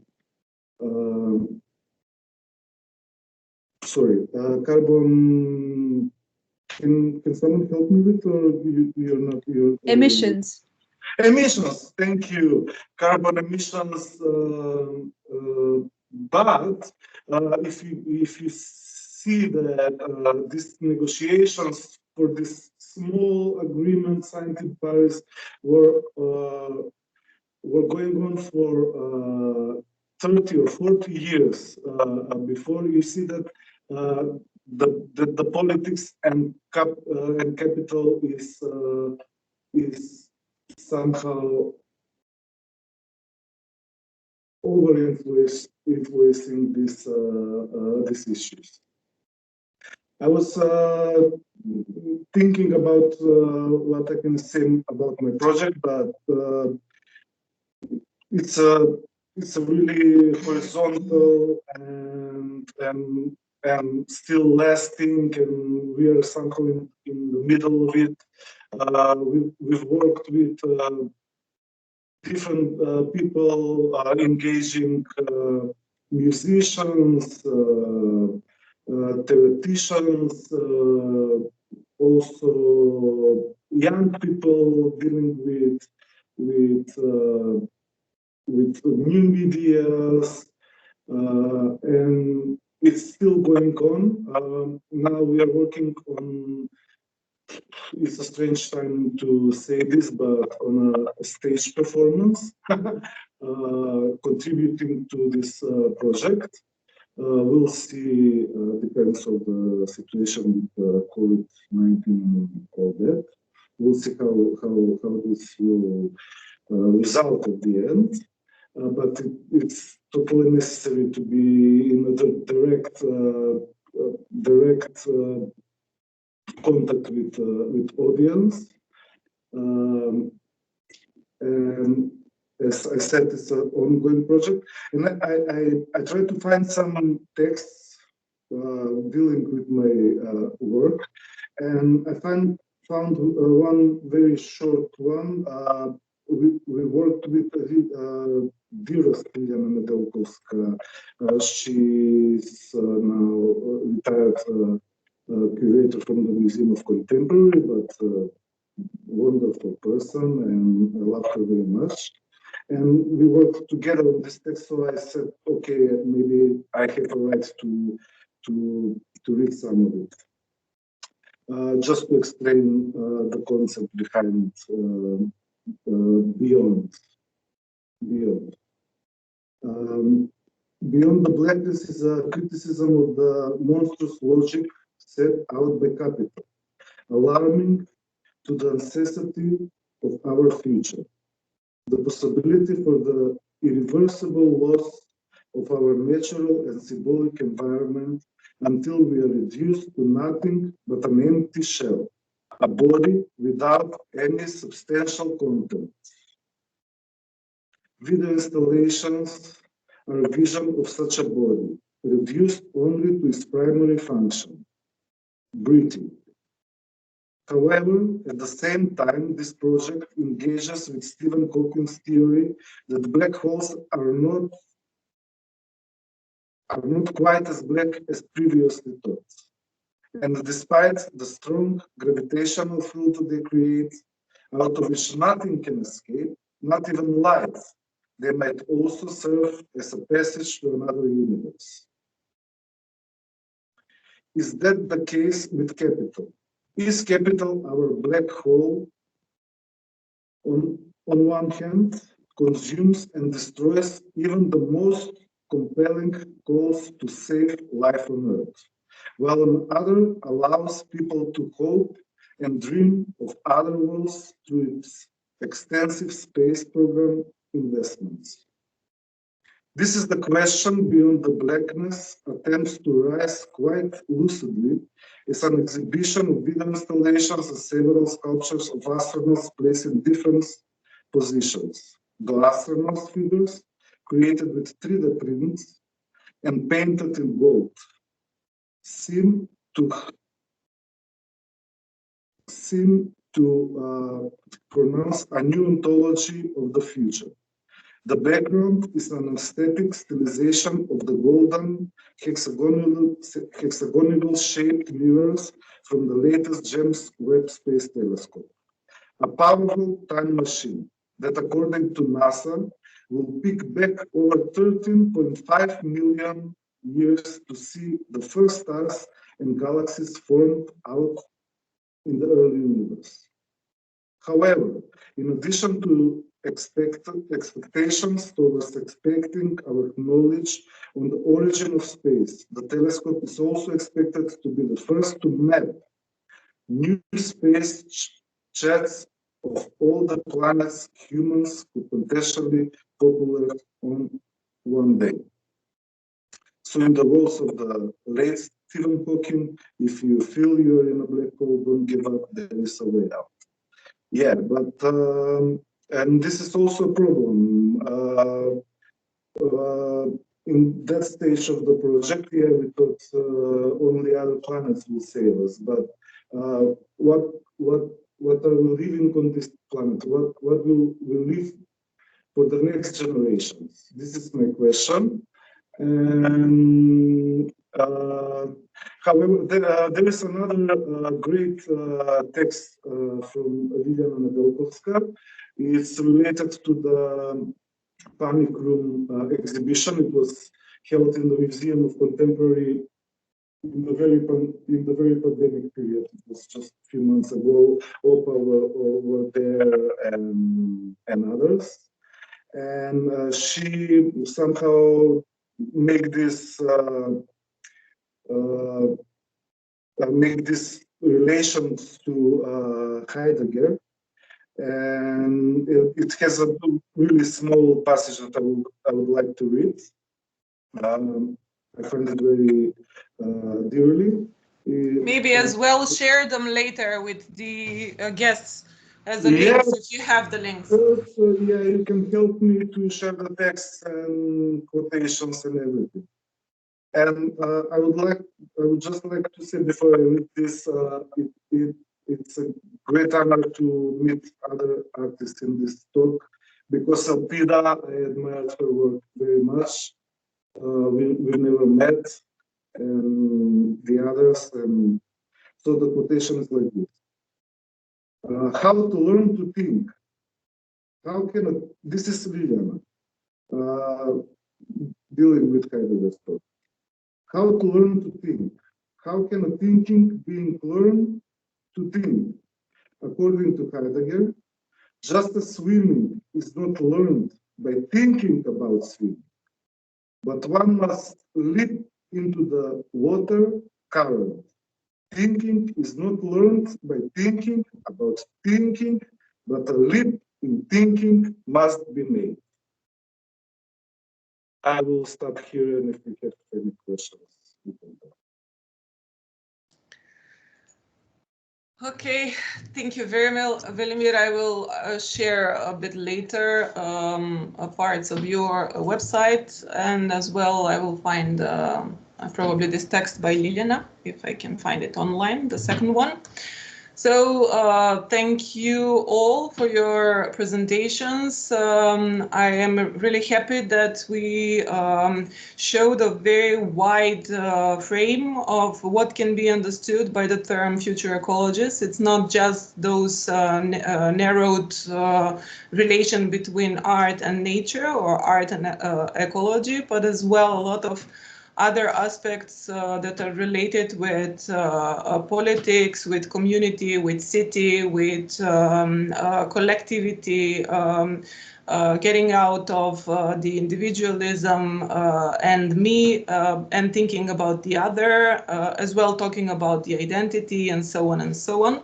So I really think that we've opened wide interest related with this topic. So let's see if the audience have some questions to any of the participants, any of the presenters, or do want to share their comment on the topic. So we are willingly waiting for your interference and an interaction. Please raise a hand. There is, I don't know if you've used Teams until now. In the up corner, up middle, you will find 3 dots. So you need to click there, and you will find hands or different kind of helping tools. So please raise a hand. Then I can see that you want to ask question, and then we will give you the right to talk. We will put your microphone on.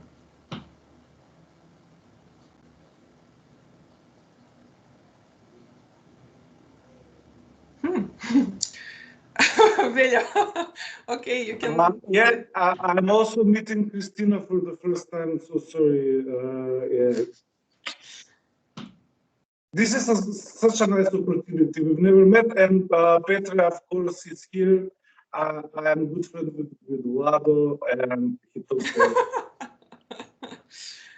This is a nice way of meeting people that you haven't met, or meeting new people and new faces from our profession or from different professions that are interested in the topic.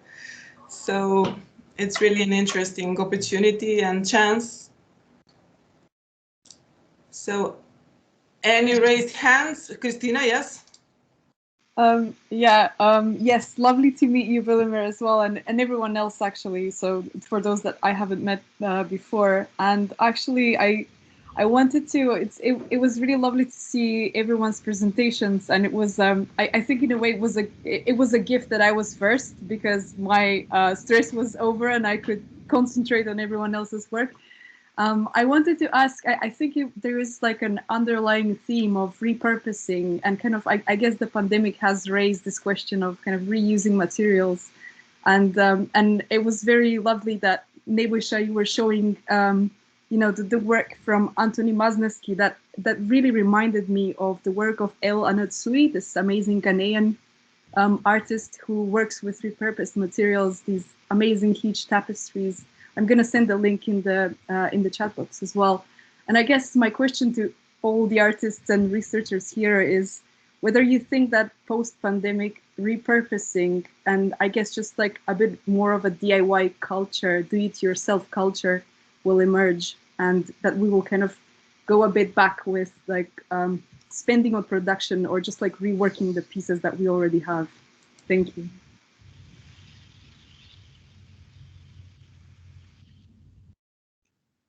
So who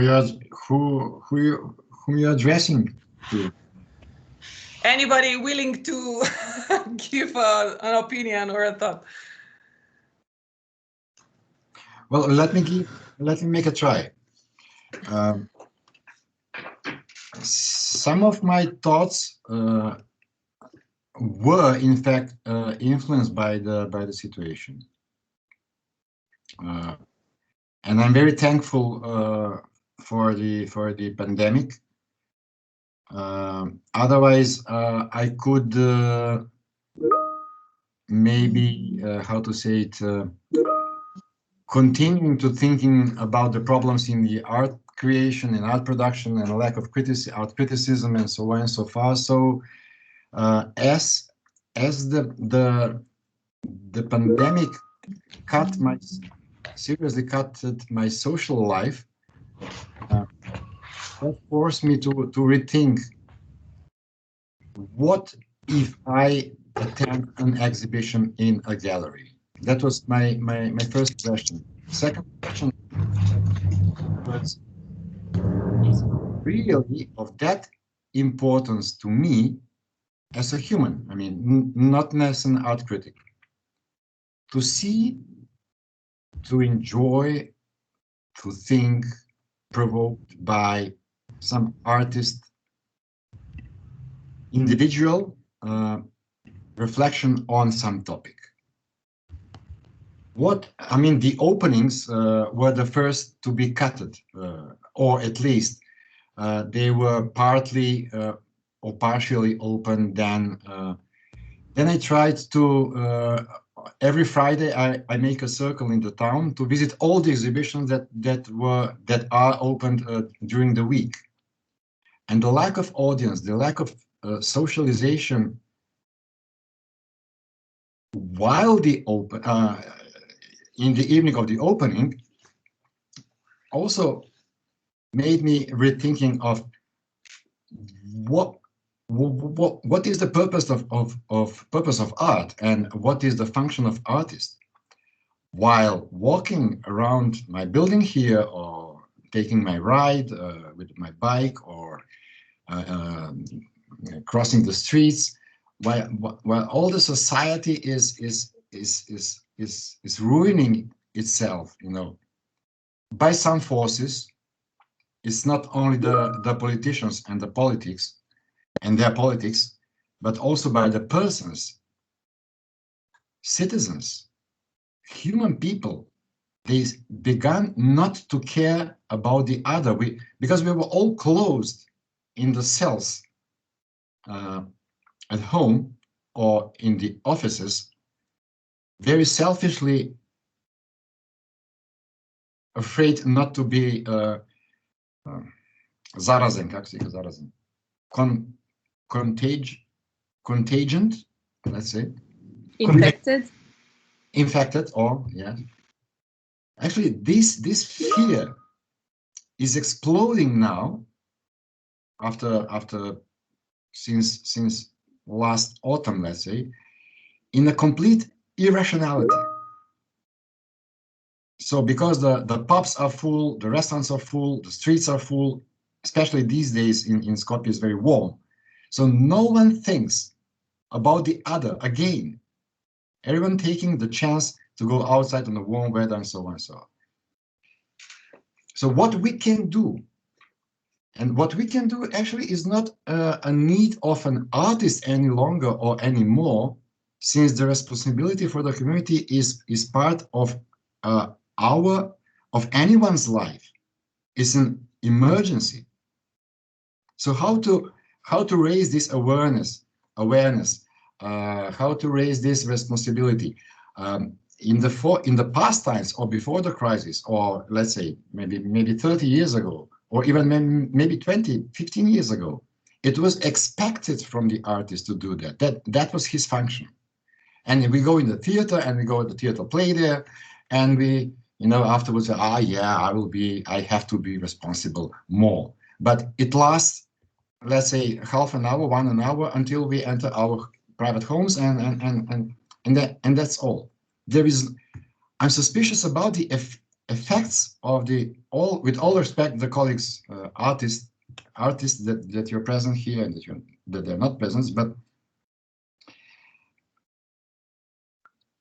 of course, I'm not sure, I'm not aware of what I'm talking and writing about, but at least this crisis forced me to rethink and to propose.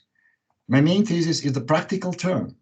Instead of the first linguistic turn that turned into a pictorial turn, and now I'm in this new practical turn. So what the artist, because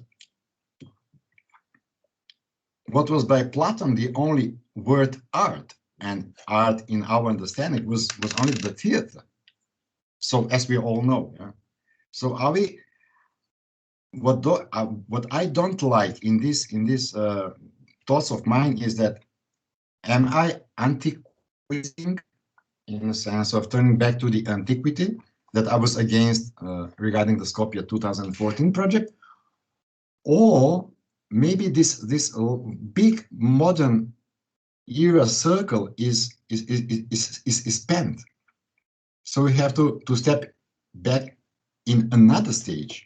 Of course, the things cannot be repeated in the history, in the time passing.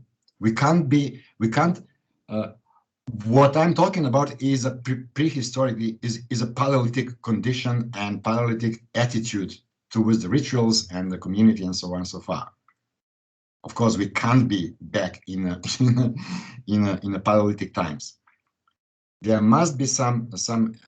I understand the time from one side as a rhizomatic structure, and from the other side as a spiral one. The things are repeating, but in the qualitative way,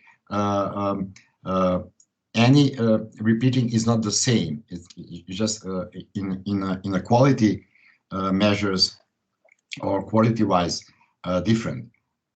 So yes, I like very much what happened with the pandemic, because if we don't find another way, or if we can't find another kind of expression or presence of the artist and the critic as well, I mean, as a teacher, as a lecturer, forced by the pandemic, then we won't learn anything. I mean, we can't go back.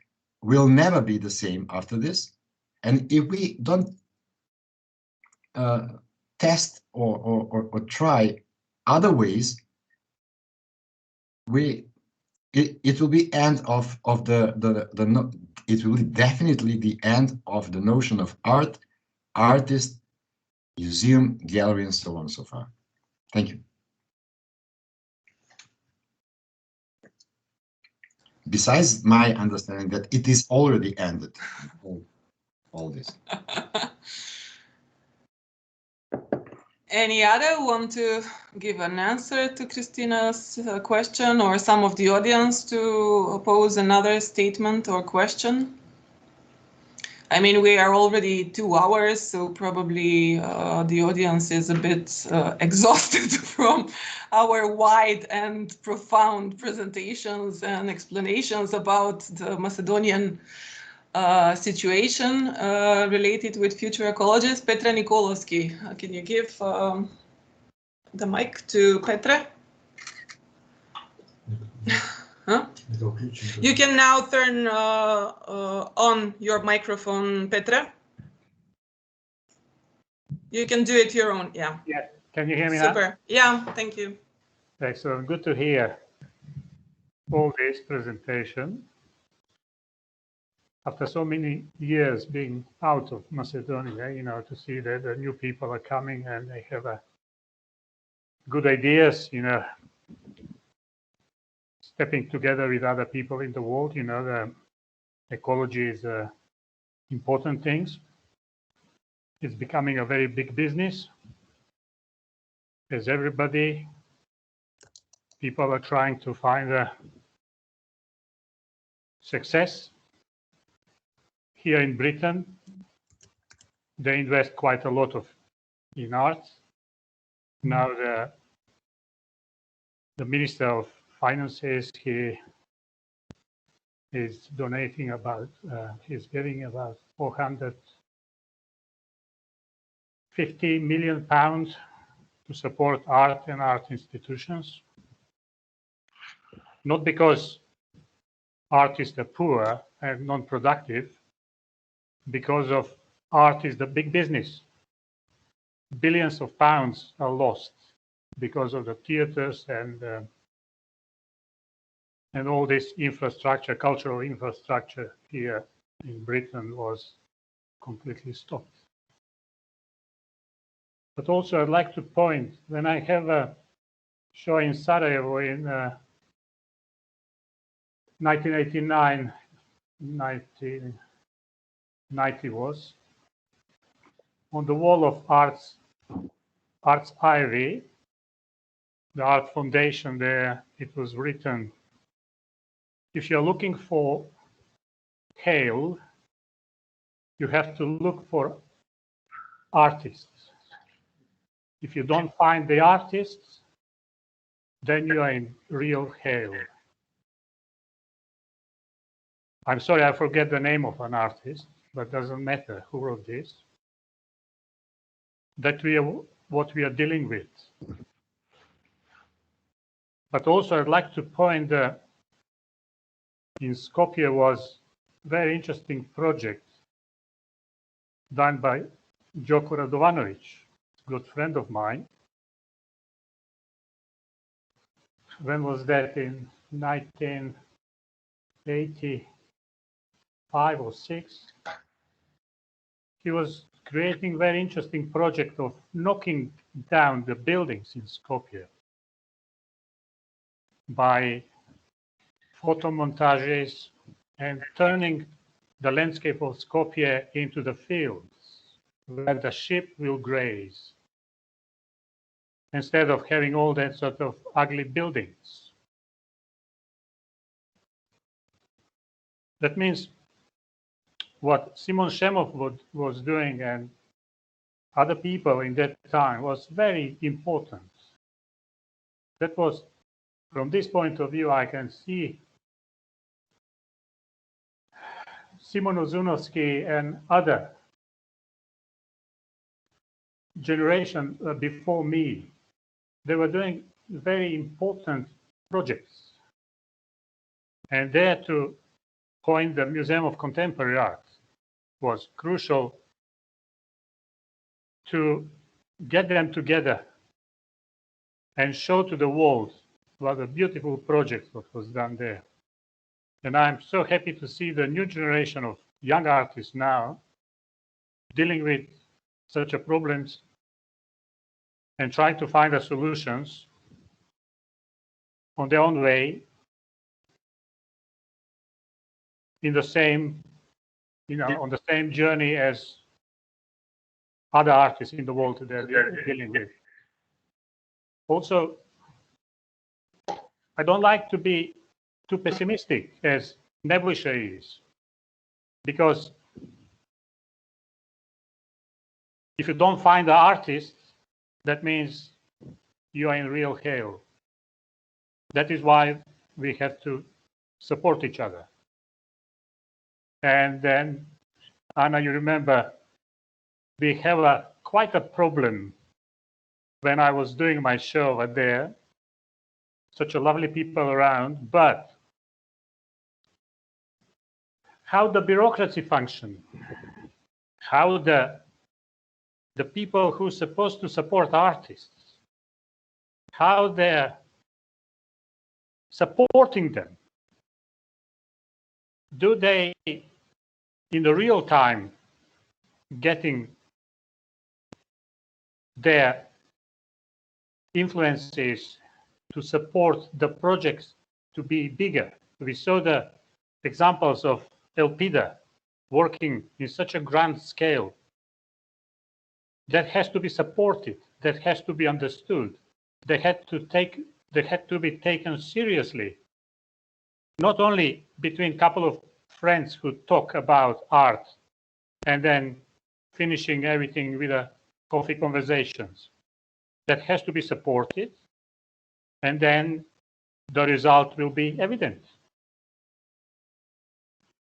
That is much I'd like to say. Thank you, Petre, for sharing your opinion. Of course, we all have different approaches and opinions. That's the democratic way of thinking. Exactly. We have to say that we have support very often, not always, but we have support, and as well we have support now as well from the British Council, who has seen the potential of the Macedonian art scene and of the art scene in the Western Balkans as well. They're doing that on usual basis annually. So this is actually the result of their support, as well as the support of the Ministry of Culture. So let's hope that we will have even more support from different sources about creating, producing, and presenting different kinds of arts and approaches. Of course, changing models of presentation, changing attitude towards art, changing the values, the aesthetics, the activity, let's say, activism of the artist, and so on and so on. So I will ask if there is some more questions, or we are supposed to enclose this webinar, since we are already 2 hours and 15 minutes on. No. So thank you very much for, there is one. Sofia Gregoriadu asks, she doesn't have a good connection, so she is writing questions. She says, several presenters address the issue of community, Ivana, Nebojša, Slavica. I think the pandemic obliges us to rethink community in very different terms now, meaning without this special proximity that was allowed in many of the projects you presented to us this evening. How do you visualize interventions in community, collaborations with the community from now on? So I propose this is directly addressed to those that were mentioning the issue of community. So Ivana or Slavica or Nebojša, will you give a quick answer to this statement or question? Okay, I can say something like. I think that we all, unfortunately, we all kind of found ways to function in this crazy world of wild pandemics. And I think that it taught us, so far, it taught us a lot of things, that there are a lot of things that we've done excessively and that we shouldn't have been doing that. You know, that there are a lot of things that were done somehow that were excess, in a sense. So I think that working with communities, we also found ways to work with communities and to work with each other. We all like kind of are protected. We all have masks, and we all kind of keep our contacts clean, in a sense. So I think that work with communities is nowadays is more important maybe than before, because we all have to work to kind of really rethink how we're gonna function in the future, and how we're gonna take care not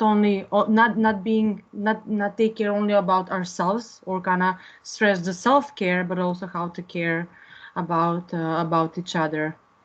So I think that there is always a way to work with communities. I would like to add something if it's here. It's okay. It's getting a real problem now with the pandemics to work with the communities in person. And when you don't work in person, then you cannot expect to achieve something. Because this variety of communities and people are out of this sphere of voice telling, and in this particular period is really difficult. We are working with different types of let's say typical children, teenagers, and so on, and it's getting worse and worse every month. It's a real problem. You cannot work with you cannot work on topics online or on Zoom or whatever this is. But yeah. Christina, do you have something to add? Yeah, I mean, I think yes, Velimir, you're completely right. I think that there is absolutely a screen fatigue, and we all hate being on, on Zoom and on camera the whole time. But at the same time, I think that it's quite exciting that making digital work, which is what I'm kind of where I'm coming from, has come to the forefront, and it feels like digital work and digital presence has been given the same thought as physical presence. And I think it's a very exciting time for us as human beings to think about networks as a more I guess as a distributed, as a distributed network, as a digital network. And I think it really helps, the fact that, we are artists kind of currently in different locations, but we are able to sit in the same room and talk to each other because of the internet. And, I think the internet as a space is riddled with problems and intricacies that I'm not going to go into, but at the same time, I feel that the internet and the digital space allows for a democracy and access that we are not probably, or perhaps differently abled bodies are not able to access if this were to take place in a physical room.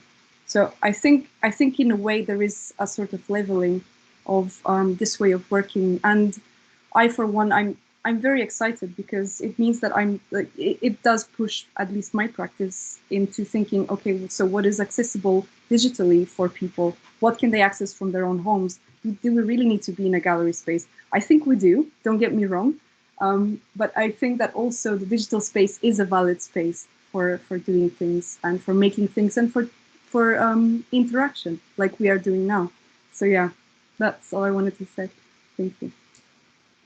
Thank you, Christina. Now I see Slavica and Nebojša has raised hands, so I will please ask you to be as quick as possible, and then we are concluding this webinar. Slavica? The pandemic has for surely granted us time to rethink things. It is really hard to work on community projects, but I totally agree with Christina that the digital space has given us various opportunities. But on the other hand, actually we realized how much community is important to us. So I don't know what the practice is in England, but in Skopje we kind of somehow managed to live, because it's been a whole year since the schools are shut down and we don't have regular classes. So we kind of managed to kind of organize ourselves and do meetings in an open space, keeping physical distance, but still being able to communicate, because I don't know, we're from the Balkans, and physical presence is really important to us. At least that's how I feel. I don't know. So I think that we're managing somehow to keep community work still going on. Thanks. Thank you, Slavica. Nebojša?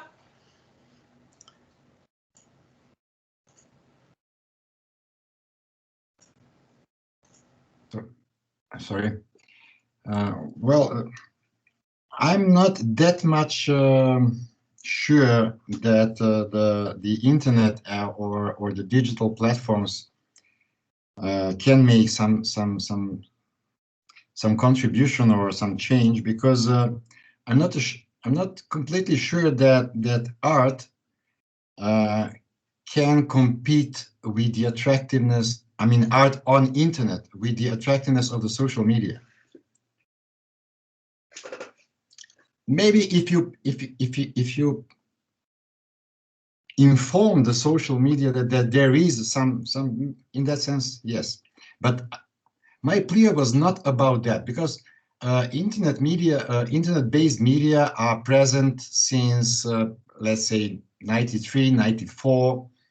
And I think that also exhausted all possible things. I mean, with years, I can't see anything new or anything interesting or anything provoking or something that will keep my attention more than, you know, there is a rule about the web design. If you can't, it was a rule from the beginning. If you can't open the next web page in 5 seconds, then don't create web page in this very fast dynamic times that we're living. I was thinking on the following. Anna, may you let me share my desktop? Yes, just a second. I just want to show you one image that appeared yesterday.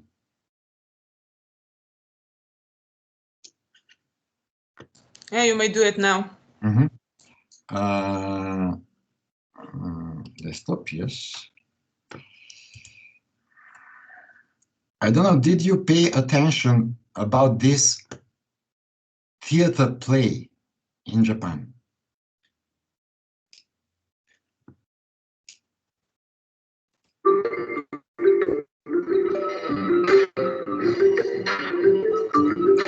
Yes, I know it is like a live peep show.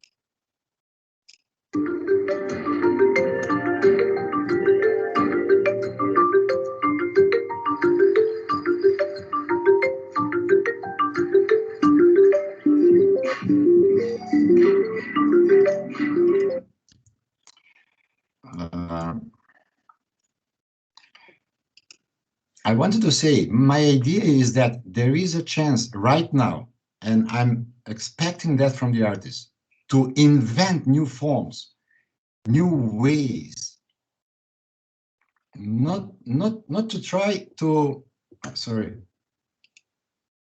to do the same in another media. That's not the point.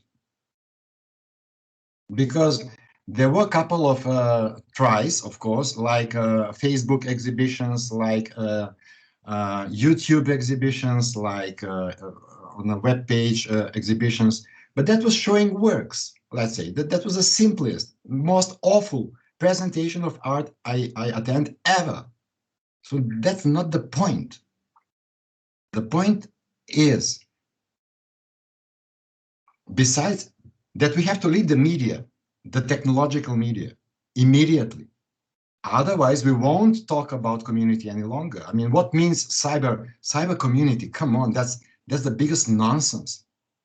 That's the biggest mistake that we were all caught in the early years of internet and emailing and see you, see me, the first, what were the names of this communication media then? So what means cyber community?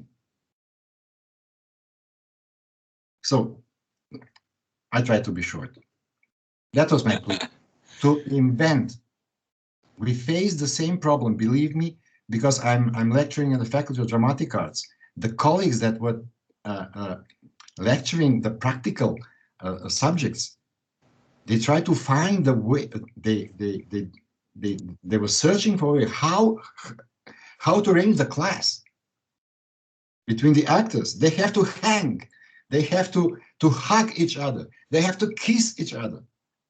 In the very period of the pandemic last spring and autumn, you know, so that theater is dead, and that movie industry is dead, definitely. Thank you. Thank you, Nebojša. Thank you all for your answers very much.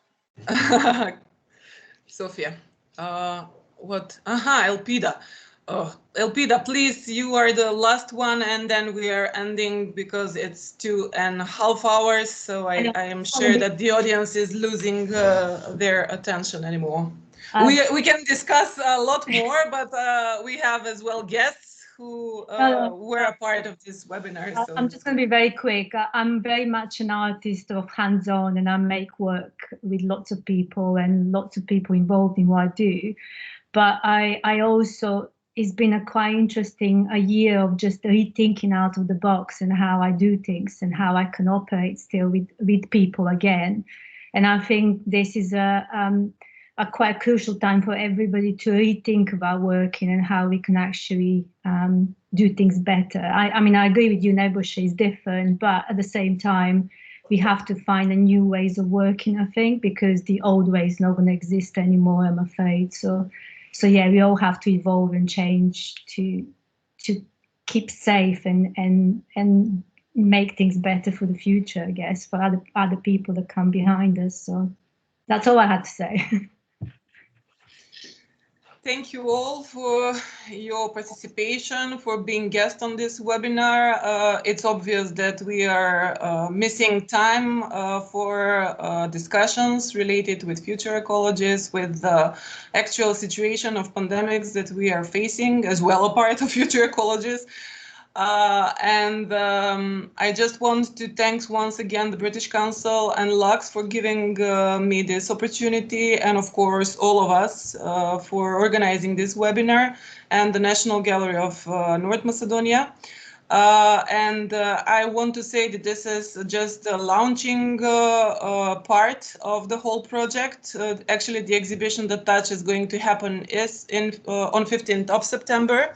In the Multimedia Center Mala Stanica, and it is going to be followed with different kinds of activities like workshops, discussions, artist talks, and so on and so on. So please follow us on the social media, and we're going to keep you informed about all our moves and activities. And I hope you enjoyed this long-term webinar. Thanks for your attending. Bye. Ciao.